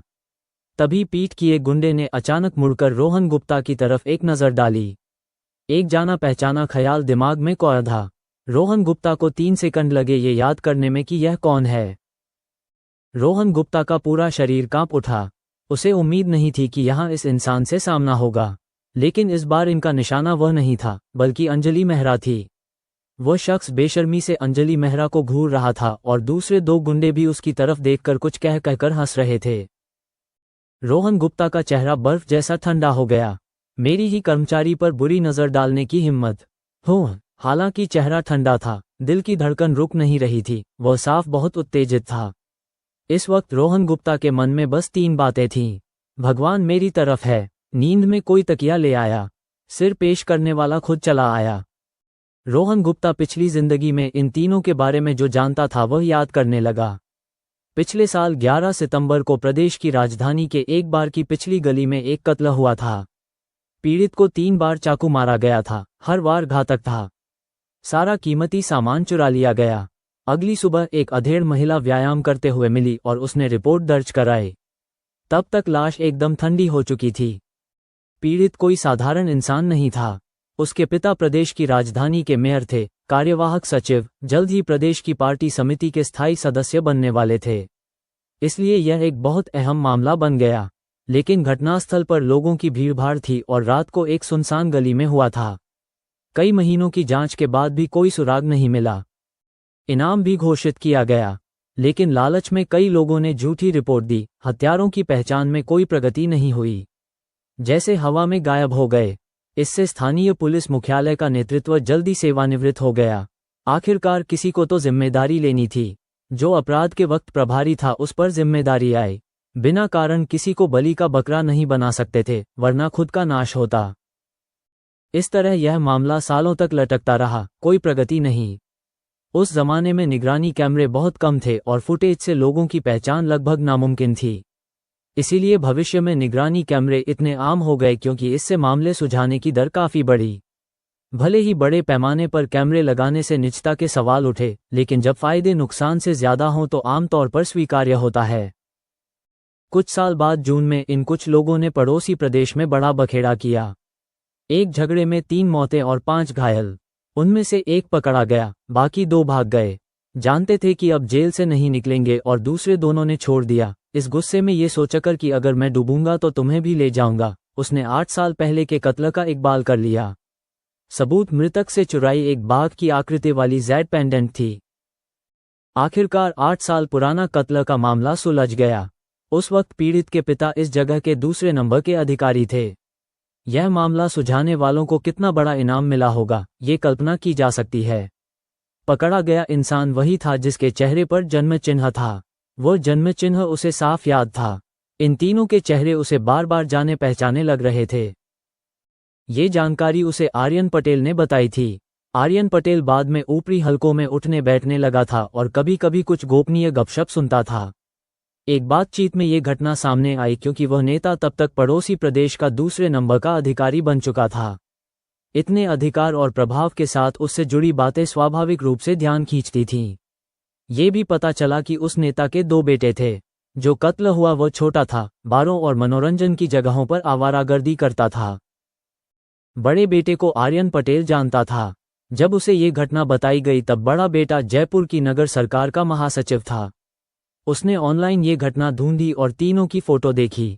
वो जन्म चिन्ह जो उसे याद था और गर्दन पर हल्का दिखता लाल धागा। रोहन गुप्ता को और यकीन हो गया। पिछली जिंदगी में वह नेता किसी मध्य प्रदेश का पहले नंबर का अधिकारी बन चुका था। इन गुंडों को देखते हुए रोहन गुप्ता की नज़र नरम हो गई। ये बड़ी उपलब्धि मामा को देने का सबसे अच्छा तोहफा होगी। लेकिन असली बात यह नहीं थी, बल्कि उस नेता के साथ संबंध बनाना था। यह मामा की पदोन्नति को नियमों के अंदर तेज कर सकता था। कम से कम निदेशक स्तर का पद तो पक्का था। अगर नेता उदार हो या मामा पूरी मेहनत करे तो उप विधानसभा स्तर या उससे ऊंचा भी नामुमकिन नहीं। वाह वाह, आज कितना अच्छा दिन है। घर से निकलते ही खजाना मिल गया। इस वक्त रोहन गुप्ता की नज़र में ये 3 गुंडे बेहद प्यारे लग रहे थे। जैसे किसी बड़े दुश्मन को हराकर सर्वश्रेष्ठ हथियार मिल गया हो, एकदम आसमान से गिरा हुआ इनाम। अब रोहन गुप्ता को एक योजना बनानी थी। इस वक्त उसे यहाँ के थानेदार और मामा के साथ उनकी दुश्मनी याद आए। उसे साफ याद था कि मामा की एक पदोन्नति के दौरान इस आदमी ने पीछे से हेरफेर किया और तुरंत मामा का वरिष्ठ बन गया। ये तो सहन हो सकता था, लेकिन बॉस बनने के बाद उसने हमेशा मामा को दबाया और अनुचित व्यवहार किया। आखिरकार उन्हें कहीं और तबादला कर दिया और मामा से कम अनुभवी और काबिल व्यक्ति को उनकी जगह नियुक्त किया। अंत में वह व्यक्ति भ्रष्ट निकला और तब जाकर मामा को विकास क्षेत्र के थाने का प्रभारी और शहर के पुलिस उपायुक्त बनने का मौका मिला। ये रोहन गुप्ता से बर्दाश्त नहीं होता था। इससे उसे समझ आया कि उस आदमी का मामा के खिलाफ द्वेष कितना गहरा था, कितना प्रतिशोधी था। और इससे आने वाली योजना पर उसका भरोसा और मजबूत हुआ। अच्छा है कि वो दुश्मनी रखता है, जितनी गहरी उतना बेहतर। जब अपने मामा के खिलाफ इतनी गहरी सोच रखता है तो माफ करना, उसे भी उसी गड्ढे में धकेलना होगा। आखिरकार भविष्य में वो मामा के साथ गड़बड़ी करने वाला था। ये गड्ढा कैसे खोदें और उन्हें उसमें कैसे फंसाएं? रोहन गुप्ता के पास पहले से एक योजना थी। भले ही यह कोई शानदार रणनीति नहीं थी और 100% सफलता की गारंटी नहीं थी, कम से कम एक योजना तो थी। रोहन गुप्ता भी जुआ खेल रहा था। दांव था कि वे उसकी योजना के अनुसार चलेंगे। जिंदगी भी तो एक जुआ है। वो इतना चालाक नहीं था कि एकदम परफेक्ट योजना बना सके और इस नाटक में कई खामियां थीं। लेकिन जोखिम उठाना सार्थक हो सकता था। एक बार फैसला होने के बाद रोहन गुप्ता रसोई में गया और महेश पटेल को एक तरफ बुलाया। महेश अंकल, मुझे आपकी मदद चाहिए।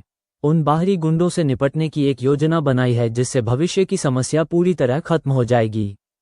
क्या कोई होशियार वेटर ढूंढकर उन्हें बखेड़ा करने पर उकसा सकते हैं? उस वेटर को थोड़ी चोट भी लगनी होगी। योजना पूरी होने के बाद मैं उसे निजी तौर पर 10,000 रुपये दूंगा और आज ढाबे का सारा नुकसान मैं भरूंगा। जैसे ही काम शुरू हो, फौरन पुलिस को फोन करें और उन्हें गिरफ्तार करवाने की कोशिश करें।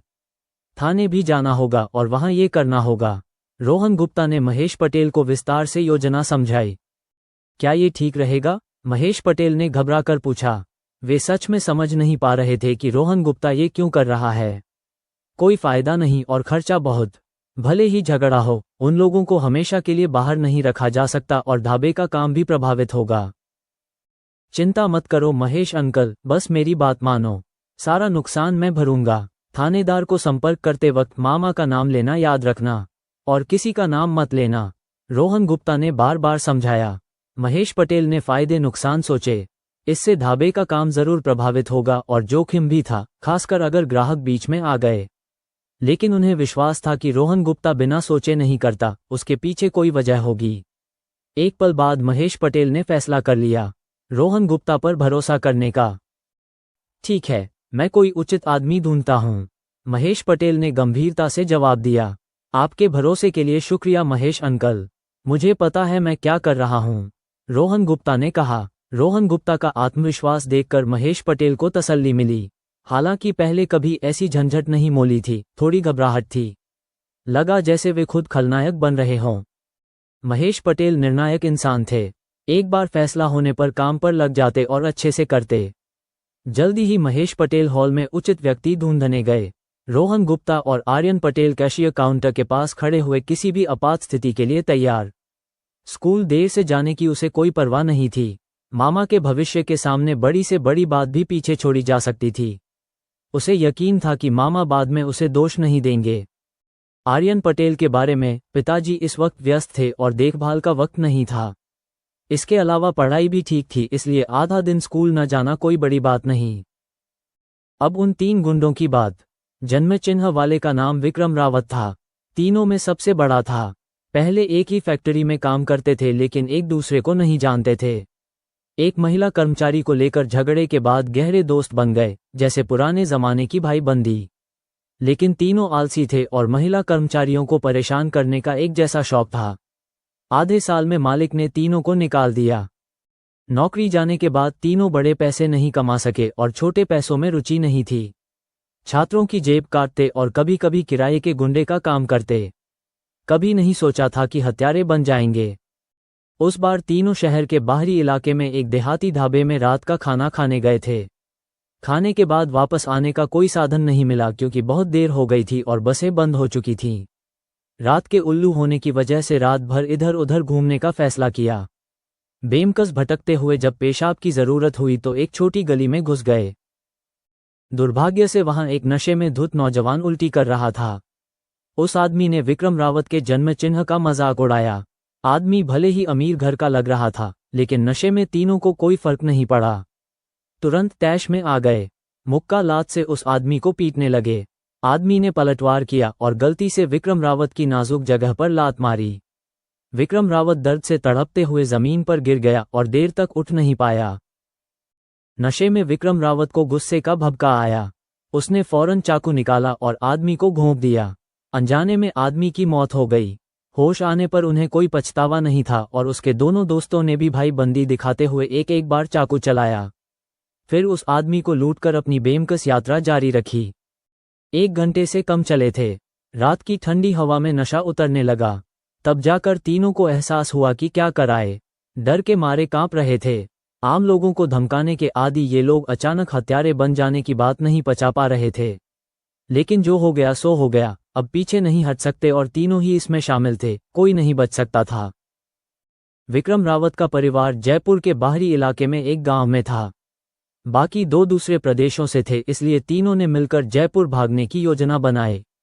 तीनों आमतौर पर अपने अपने काम करते थे और स्थानीय ताकतों से ज्यादा संपर्क नहीं था, इसलिए उनके जाने पर किसी ने ध्यान नहीं दिया। पहले कई महीने विक्रम रावत के गांव वाले घर में रहे। हर वक्त डरे सहमे रहते, सोचते कि कभी भी पुलिस आ जाएगी। लेकिन इंतजार करते रहे और कुछ नहीं हुआ। इसके अलावा सोचने पर उन्होंने लगभग कोई सबूत नहीं छोड़ा था। चाकू उनके पास था, घटनास्थल पर उंगलियों के निशान नहीं थे, कोई चश्मदीद नहीं था और कोई कैमरा नहीं था। वक्त के साथ उनकी हिम्मत बढ़ती गई। शहर में आकर काम ढूंढा, लेकिन उनके बेशर्म स्वभाव की वजह से कोई नौकरी नहीं मिली। जो थोड़ी बहुत मिली वो भी कुछ दिनों में चली गई। आखिरकार फिर से हफ्ता वसूली पर लौट आए, छात्रों को निशाना बनाते। लेकिन ये कमाई बमुश्किल खर्च निकालती थी। फिर उन्हें नया ढाबा दिखा और उन्होंने उसे निशाना बनाने का फैसला किया। हफ्ता ज्यादा नहीं था, पकड़े गए तो भी ज्यादा से ज्यादा हिरासत। उन्हें परवाह नहीं थी। आखिरकार उन्होंने इसी ढाबे पर ध्यान केंद्रित किया। रणनीति आजमाना चाहते थे, काम चला तो दूसरे ढाबों पर भी लागू करेंगे। बेशक बड़े ढाबों की हिम्मत नहीं करते थे, वह तो मौत को गले लगाना होता। बाईं तरफ बैठे चेले ने विक्रम रावत से कहा, भाई रोज यहीं खाना खाते हैं, खाना सच में बढ़िया है। विक्रम रावत ने मसालेदार आलू गोश्त का एक कौर खाया और तिरस्कार से चबाते हुए बोला, ठीक है, मालिक विरोध करने की हिम्मत नहीं करेगा। ये पैसे कमाने का सबसे तेज तरीका है, पहले क्यों नहीं सोचा। महेश पटेल को चुपचाप पैसे देते देखकर यह साफ था कि उनकी कोई पहुंच नहीं, इसीलिए इन्हें धमकाना सुरक्षित लगता था। कैशियर वाली काफी ललचाने वाली है। दूसरे चेले ने भी झुककर फुसफुसाया, वे आमतौर पर छात्रावास में रहती हैं और साथ लौटती हैं, मौका नहीं मिलता। विक्रम रावत ने माथे पर बल डाला। पहली मुलाकात से ही अंजलि मेहरा को पाने के बारे में सोच रहा था, लेकिन अभी तक सही मौका नहीं आया था। कोई बात नहीं भाई, थोड़ा छू लेना भी बुरा नहीं। ठीक है, गलती से छू गए बस, क्या बड़ी बात है। हाँ, शानदार आइडिया। विक्रम रावत जोर से हंसा और मन में योजना बना ली। भाई, प्रदेश की राजधानी कब वापस जाएंगे? अगले साल। अगर तब तक कुछ नहीं हुआ तो समझो बच गए। पुलिस ने अभी तक नहीं पकड़ा, यानी उन्हें हमारे बारे में पता नहीं। ठीक है भाई, जैसा कहो। तीनों इधर उधर की बातें करते रहे और बीच बीच में खाने वाले ग्राहकों पर टिप्पणी करते और सुंदर महिलाएं देखकर उनकी घमंड भरी हंसी से आसपास के खाने वाले जल्दी से खाना खत्म करके चले जाते। इस बीच एक होशियार पुरुष वेटर पूरी स्क्रिप्ट याद कर चुका था। महेश पटेल ने खास तौर पर उसे चुना था। उसका नाम अमित शर्मा था। बहुत चतुर था और समाज में भटकने के बाद नौकरी मिलने की कदर करता था। थोड़ा समझाते ही समझ गया क्या करना है। अमित शर्मा चायदानी लेकर उन तीनों की मेज पर गया। घबराहट तो थी, आखिरकार बॉस की योजना के अनुसार उसे मार खानी थी, लेकिन बॉस के 10,000 रुपये का वादा याद आते ही हिम्मत बढ़ गई। 10,000 उसकी कई महीनों की तनख्वाह थी और बॉस और साथ ही पास में थे, मार पड़ते ही फौरन मदद आएगी।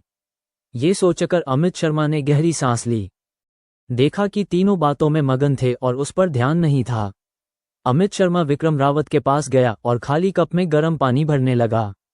शुरुआत करने वाला था कि घबराहट में हाथ थोड़ा कांपा, लेकिन बहुत ज्यादा नहीं। तीनों पर एक नजर डाली, गहरी सांस ली और हाथ में पकड़ा कप झुका दिया। पानी विक्रम रावत की जांघों पर गिरा। घबराहट की वजह से ज्यादा झुक गया और आधा पानी उसकी नाजुक जगह पर गिर गया। भले ही शरद ऋतु थी, जयपुर में मौसम ज्यादा ठंडा नहीं था। विक्रम रावत ने उस दिन पतली शॉर्ट्स और चप्पल पहनी थी। जले हुए हिस्से में तुरंत दर्द की लहर दौड़ी और अमित शर्मा सिहर गया। क्या कर रहे हो? जला दिया। विक्रम रावत चीखते हुए उछल पड़ा। शॉर्ट्स से पानी पोंछने की कोशिश की, लेकिन गर्म पानी पतले कपड़े में समा चुका था और जलन बढ़ती जा रही थी। भाई ठीक हो? साले, झगड़ा करना है क्या? जानबूझकर किया लगता है। दूसरा चेला भी उठ खड़ा हुआ।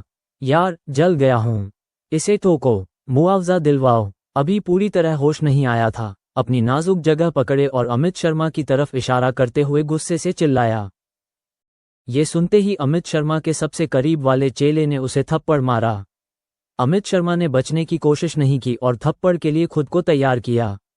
थप्पाक। गूंजती थप्पड़ की आवाज के बाद अमित शर्मा ने फौरन स्क्रिप्ट के अनुसार काम किया। जमीन पर गिर गया, चेहरा ढककर रोने लगा और चिल्लाया, कोई मार रहा है, पुलिस बुलाओ, कोई मार रहा है, बचाओ, बहुत दर्द हो रहा है।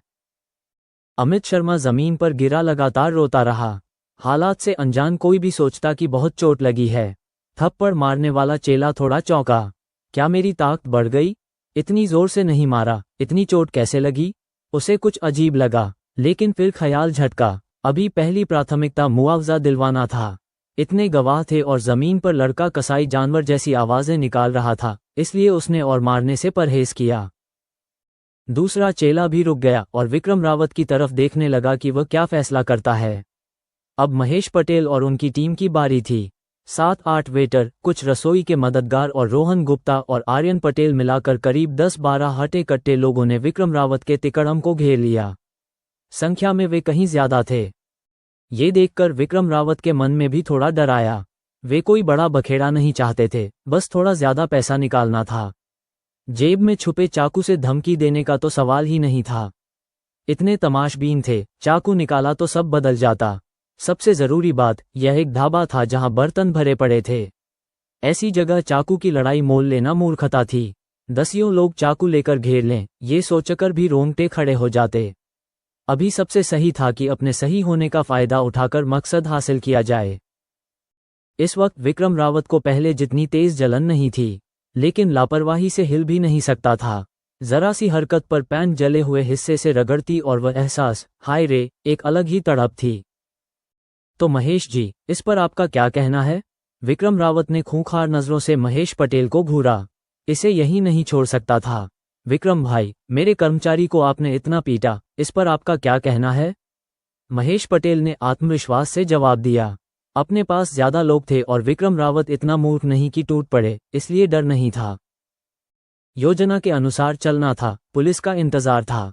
विक्रम रावत की खूंखार नजर की उन्होंने परवाह नहीं की। अपनी तरफ ज्यादा लोग होने पर उन्हें यकीन था कि विक्रम रावत इतना बेवकूफ नहीं कि हमला करे। इसके अलावा कुछ दिन पहले हफ्ता देने का गुस्सा भी निकाल सकते थे। बिना वजह हजारों रुपये गए, सोचते ही आज भी जलन होती है। विक्रम रावत चौंका। महेश पटेल उससे डरे नहीं? सोचने का वक्त नहीं था। इस वक्त वह पीछे नहीं हट सकता था। चेले देख रहे थे और बहुत से खाने वाले भी। इतने सालों की गुंडागर्दी में एक बात सीखी थी, इस वक्त कभी कमजोरी नहीं दिखाते। अगर कमजोर दिखा तो इज्जत मिट्टी हो जाएगी। तो उसने तुरंत धमकी दी। अरे महेश जी, लगता है आप काम बंद करने की सोच रहे हो। क्या समझ रखा है, मेरा लड़का पिट गया तो तुम जीत गए? बताता हूँ, पुलिस आए तो क्या? पिछली बार की बात कर दी तो भी हम भाई लोग आधे महीने में बाहर आ जाएंगे, फिर देखते हैं। दोष मत देना कि मैंने पहले नहीं बताया। महेश पटेल ने सीना तान लिया। मेरे आदमी को आपने घायल किया, देख रहे हो इसका हाल, काफी गंभीर लग रहा है। मुझे अपने कर्मचारी का हिसाब करना होगा। महेश पटेल ने अमित शर्मा की तरफ इशारा किया जो अभी भी जमीन पर चिल्ला रहा था। अब कुछ तमाशबीन ग्राहकों को कुछ असामान्य लगा। ये सब गवाह थे। एक थप्पड़ से इस लड़के का ये हाल, चाहे कितना भी दर्द हो, इतनी देर तक तो नहीं। महेश पटेल, रोहन गुप्ता और बाकियों को भी ये दिखा। अमित शर्मा को अभी भी जमीन पर कराहते देखकर उन्हें भी अजीब लग रहा था। पहले साफ हिदायत नहीं दी थी। नाटक करना था तो एक सीमा रखनी चाहिए थी। ये लगातार चिल्लाना साफ समस्या थी। एक्टिंग को नेगेटिव रेटिंग। लेकिन सौभाग्य से तमाशबीन अनजान होते हैं, सिर्फ करने वाले उलझते हैं। विक्रम रावत और साथियों को यह नहीं पता था। पीड़ित की तरफ से विक्रम गुस्से में था और चेले महेश पटेल से पैसे निकलवाने के बाद उड़ाने के बारे में सोच रहे थे। उन्होंने इन असामान्य संकेतों पर ध्यान नहीं दिया। तो मेरा क्या, मैं जल गया हूं। इसका थप्पड़ कुछ दिन में ठीक हो जाएगा, लेकिन मेरा शायद जिंदगी भर का मामला हो जाए। महेश पटेल की बात सुनकर विक्रम रावत में फिर से आग भड़क उठी। आमतौर पर वही दूसरों को ठगता था, यह उल्टा कभी नहीं हुआ था। महेश पटेल को गेंद वापस फेंकते देखकर विक्रम रावत, जो कभी कमजोर पक्ष नहीं रहा, एक पल के लिए बोलने से रह गया और अनजाने में समझदारी की बात करने लगा। आप बस जले हैं, कोई गंभीर बात नहीं। आपने ज्यादा चीख पुकार भी नहीं की, अंदाजा है थोड़ी देर में ठीक हो जाएगा। लेकिन मेरे कर्मचारी को देखो, चोट काफी गंभीर लगती है। दिमाग की चोट जिंदगी भर असर कर सकती है। महेश पटेल ने लापरवाही से कहा। तो आप छोड़ना चाहते हो? विक्रम रावत ने मुंह बनाया और मन में महेश पटेल को कोसा। असली गुंडा यहाँ कौन है? क्यों उसे लग रहा है कि वह कमजोर पक्ष बन गया? यहाँ तक कि उसे ठगा जाने का एहसास हो रहा था। हे, छोड़ना कैसे? कम से कम मेरे भाई के इलाज का खर्च तो देना होगा। महेश पटेल ने इत्मीनान से कहा। महेश पटेल को इतने आत्मविश्वास से बात करते देखकर विक्रम रावत को लगा कुछ ठीक नहीं है। वो मूर्ख नहीं था, बस यहाँ के रिश्तों के बारे में थोड़ा उलझन में था। क्या दूसरे पक्ष की कोई पहुंच है? लेकिन पहले क्यों नहीं इस्तेमाल की? या पुलिस बुलाने का इरादा है? ये भी नहीं हो सकता। पुलिस आए तो क्या, उसे फंसाने के लिए कोई सबूत नहीं मिलेगा। पहले कभी नहीं सुना था कि महेश पटेल की कोई पहुंच है, वरना हफ्ता मिलता ही नहीं। बस विक्रम रावत यही सोच रहा था कि दूर से पुलिस की सायरन की आवाज आए। सायरन सुनकर महेश पटेल ने राहत की सांस ली। अगर यह पहला दौर और चलता तो विक्रम रावत जरूर खामी पकड़ लेता। उन्होंने खुद अपनी बेकार एक्टिंग और कमजोर स्क्रिप्ट को कोसा। अगर ठगी पकड़ी जाती और विक्रम रावत मान जाता, पैसे देकर चला जाता तो पता नहीं क्या होता। बाकी काम आसान था। मालिक होने की वजह से महेश पटेल को थाने जाकर बयान देना था। खाने का वक्त खत्म हो गया था और ज्यादातर मुख्य डिशें तैयार थीं। शागिर्द बाकी संभाल सकते थे, काम पर ज्यादा असर नहीं पड़ा। बचे हुए ग्राहकों का खाना मुफ्त कर दिया, जिस पर ग्राहकों ने खुशी से तालियां बजाईं। प्राइवेट कमरों के ग्राहकों को 50% की छूट मिली। कुल मिलाकर आज का रोहन गुप्ता का नुकसान कम से कम 15,000 रुपये था। बाद में उन 3 गुंडों का इलाज भी करना होगा, लेकिन बस 10-20 हज़ार में इतनी बड़ी समस्या हल हो जाए तो पैसे बिल्कुल सार्थक थे। रोहन गुप्ता और आर्यन पटेल ढाबे के अंदर खबर का इंतजार करते रहे। आगे की योजना के लिए तैयार रहना था। मामा को फोन करने वाला ही था कि अचानक फोन बजा। मामा का नंबर देखकर रोहन गुप्ता फौरन समझ गया कि क्लास टीचर ने मामा को फोन किया होगा। क्लास टीचर को उसका फोन नंबर नहीं पता था, ये भी नहीं पता था कि उसके पास मोबाइल है। फौरन ढाबे से निकलकर सड़क के किनारे फोन उठाया। मामा, रोहू, तुम कहाँ हो? क्लास टीचर ने अभी फोन किया कि तुम और आर्यन पटेल आज दोपहर को स्कूल नहीं आए। आर्यन के पिताजी का मोबाइल और घर का लैंडलाइन दोनों नहीं लग रहे। क्या हुआ, कोई झंझट तो नहीं? मामा संजय शर्मा ने चिंता से पूछा। उन्होंने सीधे रोहन गुप्ता को नहीं डांटा। वे अपने भतीजे को जानते थे, बिना किसी वजह के ऐसा काम नहीं करेगा। बस सुरक्षा की चिंता थी। कोई आपात स्थिति हो तो भी टीचर से छुट्टी मांगी जा सकती थी। बिना बताए स्कूल न जाना उन्हें बेचैन कर रहा था। मैं आर्यन के ढाबे पर हूँ। थोड़ी देर पहले 3 लड़कों ने बखेड़ा किया और एक वेटर को पीट दिया। उन सबको थाने ले गए हैं। रोहन गुप्ता ने जानबूझकर खुद का हिस्सा छोड़ दिया। गुंडों ने झंझट की बात सुनते ही मामा संजय शर्मा फौरन कुर्सी से उठे और चिंता से पूछा, तुम ठीक हो? बेशक मैं ठीक हूँ। हे, मैं तो पिटा नहीं, बस आपको कुछ बताना था। अभी बात हो सकती है? रोहन गुप्ता ने हंसते हुए जवाब दिया। हाँ, दफ्तर में अकेला हूँ। जो भी है कहो। रोहन गुप्ता के ठीक होने की खबर सुनकर मामा ने राहत की सांस ली। लेकिन रोहन गुप्ता का इतनी सावधानी से गंभीर बातचीत करना उनके लिए हैरानी की बात थी। रोहन गुप्ता ने विचार इकट्ठे किए। मामा, क्या आपको पिछले साल सितंबर में प्रदेश की राजधानी के एक बार की पिछली गली में हुए कत्ल के बारे में पता है? ये सुनकर मामा संजय शर्मा ने तुरंत याद खंगाली। एक पल में उस मामले की जानकारी याद आ गई। इतने बड़े मामले के बारे में कैसे नहीं जानते, लेकिन इतने समय से लटका हुआ था और प्रदेश की जांच एजेंसियों को कोई सुराग नहीं मिला था। इसकी वजह से एक थाने का प्रमुख पद गया था। वे और उनके साथी अक्सर मजाक में कहते थे कि जो यह मामला सुलझाए उसकी पदोन्नति तुरंत होगी। क्या हो सकता है? मामा संजय शर्मा ने बेचैनी से पूछा। रोहू, तुम्हें कैसे पता? क्या तुम्हारे पास कोई सुराग है? वे आम इंसान थे, उनकी भी महत्वाकांक्षाएं थीं। पूर्व फौजी होने की वजह से लड़ाई हो या प्रशिक्षण, हमेशा जीतने की कोशिश रही। जीतने की इच्छा शक्ति के बिना एक अच्छा सिपाही नहीं बना जा सकता। बेशक वे पदोन्नति चाहते थे, बस मौका नहीं मिला था। अगर यह मामला उनकी देखरेख में सुलझ जाए तो ये सच में उनके करियर का मोड़ बन जाता। हाँ मामा, सुराग है मेरे पास। यह मामला सुलझाने में मैं पक्का मदद कर सकता हूँ, लेकिन आपको मेरी बात माननी होगी। रोहन गुप्ता ने धीरे धीरे वह जानकारी दी जो मामा सुनना चाहते थे। मामला सुलझ सकता है, ये सुनकर मामा संजय शर्मा का दिल अनायास तेजी से धड़का। रोहू, तुम जानते हो क्या कह रहे हो? बेशक जानता हूँ, आप मेरे मामा हैं, मैं आपको नुकसान नहीं पहुँचाऊंगा। उम्मीद है आपका भी अच्छा भविष्य हो। रोहन गुप्ता ने सच्चाई से जवाब दिया और अपनी असली भावना जताई। मामा का पद जितना ऊंचा होगा, उसके भविष्य के व्यापार उतने ही सुरक्षित होंगे। तो बताओ, मुझे क्या करना होगा? मामा संजय शर्मा ने पूछा। इस वक्त वे रोहन गुप्ता को बच्चा नहीं समझ रहे थे, जानते थे कि वह उन्हें बेवकूफ़ नहीं बनाएगा। ये बात है, मुझे चाहिए कि आप किसी भरोसेमंद अधीनस्थ को भेजें जो उन अपराधियों का पीछा करके उनका ठिकाना ढूंढे।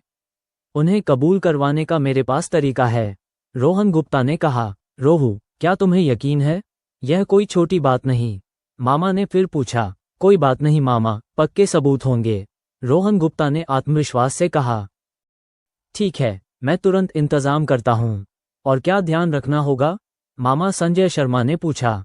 एक बात, आदमी भरोसेमंद होना चाहिए, कोई जानकारी लीक नहीं होनी चाहिए, काबिल भी होना चाहिए, उन तीनों की नज़र में नहीं आना चाहिए। तीनों में से एक के चेहरे पर साफ जन्म चिन्ह है, पहचानना आसान है। ये झगड़ा शायद उन्हें दोपहर तक छोड़ दे, अपने आदमी को सावधान रहने को कहना। एक बार उनका ठिकाना मिल जाए, फौरन गिरफ्तार करना होगा। उन हत्यारों को भागने का मौका नहीं देना, लेकिन दूसरे जिले में गिरफ्तारी के लिए तैयार रहना होगा। कोई बात नहीं, इस मामले में जब तक सबूत पक्के हों, ये छोटी बात है, मामा ने कहा। जब तक इस मामले के हत्यारे पकड़े जाएं, अफसर छोटी छोटी बातों की परवाह नहीं करेंगे। आखिरकार उन्हें पकड़ने की क्रेडिट पूरे शहर की होगी। किसने पकड़ा, कोई फर्क नहीं। ठीक है मामा, जल्दी इंतजाम करो, आधे घंटे में वे आ सकते हैं। मैं और आर्यन आज स्कूल नहीं जाएंगे, हमारे लिए क्लास टीचर से छुट्टी मांग देना, कुछ काम है, रोहन गुप्ता ने कहा। समझ गया, मेरी खबर का इंतजार करो। फोन रखने के बाद मामा संजय शर्मा कुर्सी पर टिके और सोचने लगे कि किसे चुने। थोड़ी देर बाद उन्होंने लैंडलाइन उठाया और एक नंबर मिलाया। वांग, 1 मिनट के लिए मेरे दफ्तर आना। घटनास्थल पर आए पुलिस अधिकारी का शुरुआत में इरादा था कि मौके पर ही बात सुलझा दे। दोनों पक्षों को कोई गंभीर चोट नहीं लगी थी।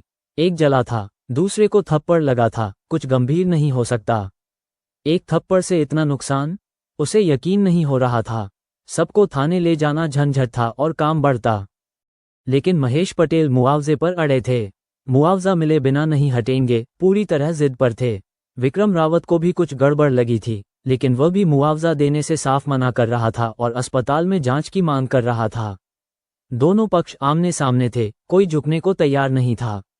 मध्यस्थता बेकार देखकर और लगातार झगड़े से परेशान होकर उसने सभी को थाने ले जाने का फैसला किया। एक अच्छा सबक देना था। गाड़ी में विक्रम रावत और उसके दोनों साथी महेश पटेल को घूर रहे थे और बाद में हिसाब बराबर करने की योजना बना रहे थे। महेश पटेल को सबक सिखाने और थोड़ा खून बहाने तक की बात सोच चुके थे। महेश पटेल ने आगे की सीट से रियरव्यू मिरर में विक्रम रावत की नज़रें देखी तो घबराहट हुई। वे बस एक छोटे व्यापारी थे, इन गुंडों से पंगा लेने की हिम्मत नहीं थी। बस उम्मीद थी कि रोहन गुप्ता ने उन्हें धोखा नहीं दिया और ये लोग हमेशा के लिए गायब हो जाएंगे ताकि उनका उगता हुआ काम बर्बाद न हो। रोज चोरों से बचना थकाऊ था। क्या थाने में अनिल ठाकुर जी आज हैं? मुख्य अधिकारी को हैरानी हुई। उसे नहीं पता था कि महेश पटेल उनके थानेदार को जानते हैं। उसने जल्दी से मुस्कुराते हुए जवाब दिया, हाँ हैं, आप उन्हें जानते हैं? थोड़ी जान पहचान है, क्या उनसे मिल सकता हूँ? महेश पटेल ने अस्पष्ट रूप से जवाब दिया। ठीक है, देखता हूँ वे उपलब्ध हैं या नहीं। शुक्रिया, जरूर, बस मेरी खबर का इंतजार करो। ठीक है। ये देखकर विक्रम रावत की रीढ़ में सनसनी दौड़ गई।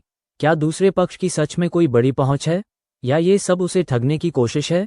विक्रम रावत धीरे धीरे समझ रहा था, लेकिन उसे नहीं पता था कि यह सिर्फ एक छोटी ठगी नहीं थी, बल्कि उस पर एक असली और भारी वार की तैयारी हो रही थी।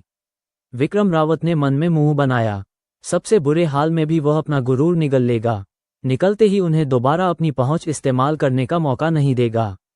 एक छोटे व्यापारी के हाथों ऐसा होना कैसे बर्दाश्त करे? 3 मिनट भी नहीं बीते, महेश पटेल का बयान शुरू होने से पहले ही अनिल ठाकुर ने बुला लिया।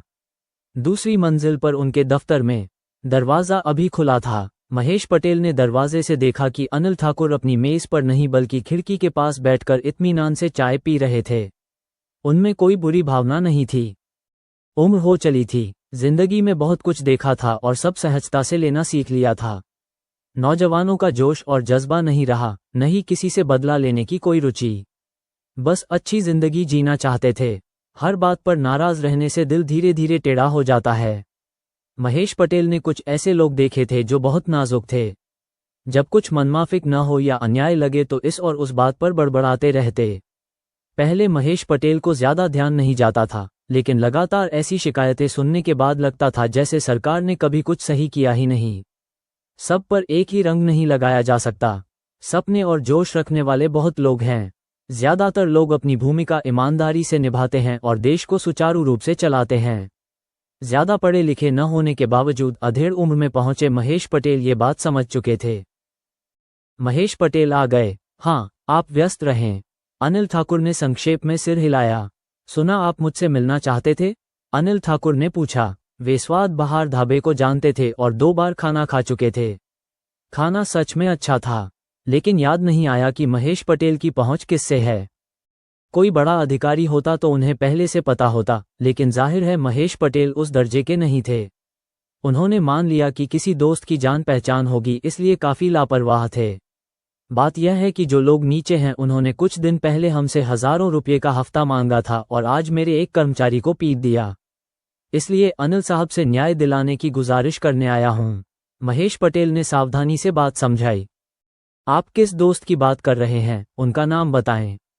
अनिल ठाकुर ने तुरंत हाँ नहीं भरी। संजय शर्मा, महेश पटेल ने कहा। वे नहीं समझ पाए कि रोहन गुप्ता ने उन्हें अनिल ठाकुर के सामने यह बात करने को क्यों कहा जिनके साथ उनके रिश्ते अच्छे नहीं थे। लेकिन रोहन गुप्ता ने ये जानबूझकर किया था, ये साफ था। वे सच में मदद नहीं मांग रहे थे और उनका मकसद जरूर कोई अच्छा नहीं था। ये सोचते हुए महेश पटेल के माथे पर ठंडा पसीना आ गया। बस उम्मीद थी कि रोहन गुप्ता उन्हें नुकसान न पहुंचाए। संजय शर्मा का नाम सुनते ही अनिल ठाकुर का चेहरा ठंडा पड़ गया। साले के साथ जो हुआ वो ज्यादा पुरानी बात नहीं थी, कैसे भूल जाते। ये बात उनके हलकों में आम हो गई थी। उनके साले को संजय शर्मा ने आधे महीने के लिए हिरासत में रखा था। इस आधे महीने में पत्नी और सास ने दिन रात बड़बड़ाया था, जो बहुत परेशान करने वाला था। इसके अलावा संजय शर्मा पर उनका कोई बस नहीं था, जो मामला छोड़ने का नाम नहीं ले रहे थे। अनिल ठाकुर बिल्कुल बेलगाम थे। इस वक्त अनिल ठाकुर मन ही मन चिल्लाए, आखिरकार तुम मेरे हाथ आए। हजार विचार मन में कौंधे। वे सोचने लगे कि इस मौके का फायदा कैसे उठाएं और पहले महेश पटेल को एक सबक दें। जब संजय शर्मा मदद मांगने आए तो उन्हें कड़ा जवाब देंगे। क्या सबूत है? चोट कितनी गंभीर है? ये पक्षपाती सवाल सुनकर महेश पटेल को साफ पता चल गया कि ये दूसरे पक्ष का साथ दे रहे हैं। लेकिन रोहन गुप्ता ने पहले ही बता दिया था कि प्रक्रिया मायने नहीं रखती। बस लोगों को एक बार हिरासत में लिया जाए और हफ्ते की बात सामने आए। बाकी उन्हें नहीं देखना और यहीं पर नाटक खत्म कर देना है। कोई सबूत नहीं है। उस वक्त डर गए थे, लेकिन वे लोग, उन्हें बस थोड़ी जलन हुई है। महेश पटेल ने समझाया, बिना सबूत के बेबुनियाद आरोप मत लगाओ। इसके अलावा जलन क्या चोट नहीं होती? अनिल ठाकुर ने बचाव करते हुए कहा। फिर फोन पर एक नंबर मिलाया और एक अधीनस्थ को बुलाया। साहब, क्या काम है? बयान हो गए? अनिल ठाकुर ने पूछा। हो गए। घटना काफी सीधी थी और कोई गंभीर नुकसान नहीं। जिस पक्ष ने मारा वो इलाज का खर्च देने को राजी है, लेकिन जो पक्ष पिटा वह ढाबे के नुकसान और मानसिक परेशानी का मुआवजा मांग रहा है। अधीनस्थ ने बताया और हैरान था। बॉस बेरोजगार लोगों से इतना उलझने पर जोर दे रहे थे जो समझ नहीं आता था। लेकिन दिखावे के पीछे असली हकीकत नहीं जान सकते, उसे समझ नहीं आ रहा था। अधीनस्थ की रिपोर्ट खत्म होते ही अनिल ठाकुर ने महेश पटेल की तरफ देखा। महेश पटेल ने नजर पकड़ी और समझ गया कि उनकी बारी है अपना रुख बताने की। ठीक है, मानो मुझे कुत्ते ने काट लिया। मैं ये फैसला मान लेता हूं और अपने कर्मचारी को समझाऊंगा। महेश पटेल ने बड़ा फैसला करने का नाटक किया, चेहरे पर मायूसी लाए। महेश पटेल की तकलीफ देखकर अनिल ठाकुर को एक सुख का एहसास हुआ। अच्छा है कि बात सुलझ गई। अब पूरक बयान भी दे दो, अनिल ठाकुर ने फिर कहा। ठीक है। महेश पटेल की पीठ देखते हुए अनिल ठाकुर ने धीरे से कहा, असली तमाशा तो अभी शुरू हुआ है, लेकिन तमाशाई कौन है और कौन तमाशे में शामिल, यह उन्हें अभी तक पक्का नहीं पता था। बयान दर्ज हुआ। विक्रम रावत डरने लगा था। हिरासत का डर नहीं था, लेकिन हत्यारे होने का आरोप मन में कहीं था और पुलिस थाने में असली पुलिस वालों के बीच खड़े होने पर डर और बढ़ गया। डर रुक नहीं रहा था। समझदार व्यक्ति तब लड़ता है जब जीत की संभावना हो। इस उसूल पर चलते हुए वो इलाज का खर्च देने को मान गया। अपनी जलन तो सहनी ही थी, बाहर निकलकर देखेंगे। अमित शर्मा के मानसिक परेशानी के मुआवजे की मांग की बात सोचकर विक्रम रावत का गुस्सा इतना भड़का कि मारने का मन हुआ। विक्रम रावत को लगा कि मानसिक परेशानी तो उसे ज्यादा है। डर के मारे लगभग पैंट गीली हो गई थी। ढाबे के नुकसान का मुआवजा देने का तो बिल्कुल इरादा नहीं था, क्योंकि पैसे थे ही नहीं। थोड़ी देर बाद जब पता चला कि महेश पटेल ने मुआवजे की शर्त मान ली तो विक्रम रावत ने राहत की सांस ली। यहां एक पल भी नहीं रुकना था। न जाने क्यों आज थाने में कदम रखते ही एक बुरा पूर्वाभास हो रहा था। बेचैनी थी, वजह समझ नहीं आई तो उसने इसे अपने डर को जिम्मेदार ठहरा दिया। महेश पटेल का बयान खत्म होने के बाद विक्रम रावत ने बेमन से जेब से 500 रुपये निकाले।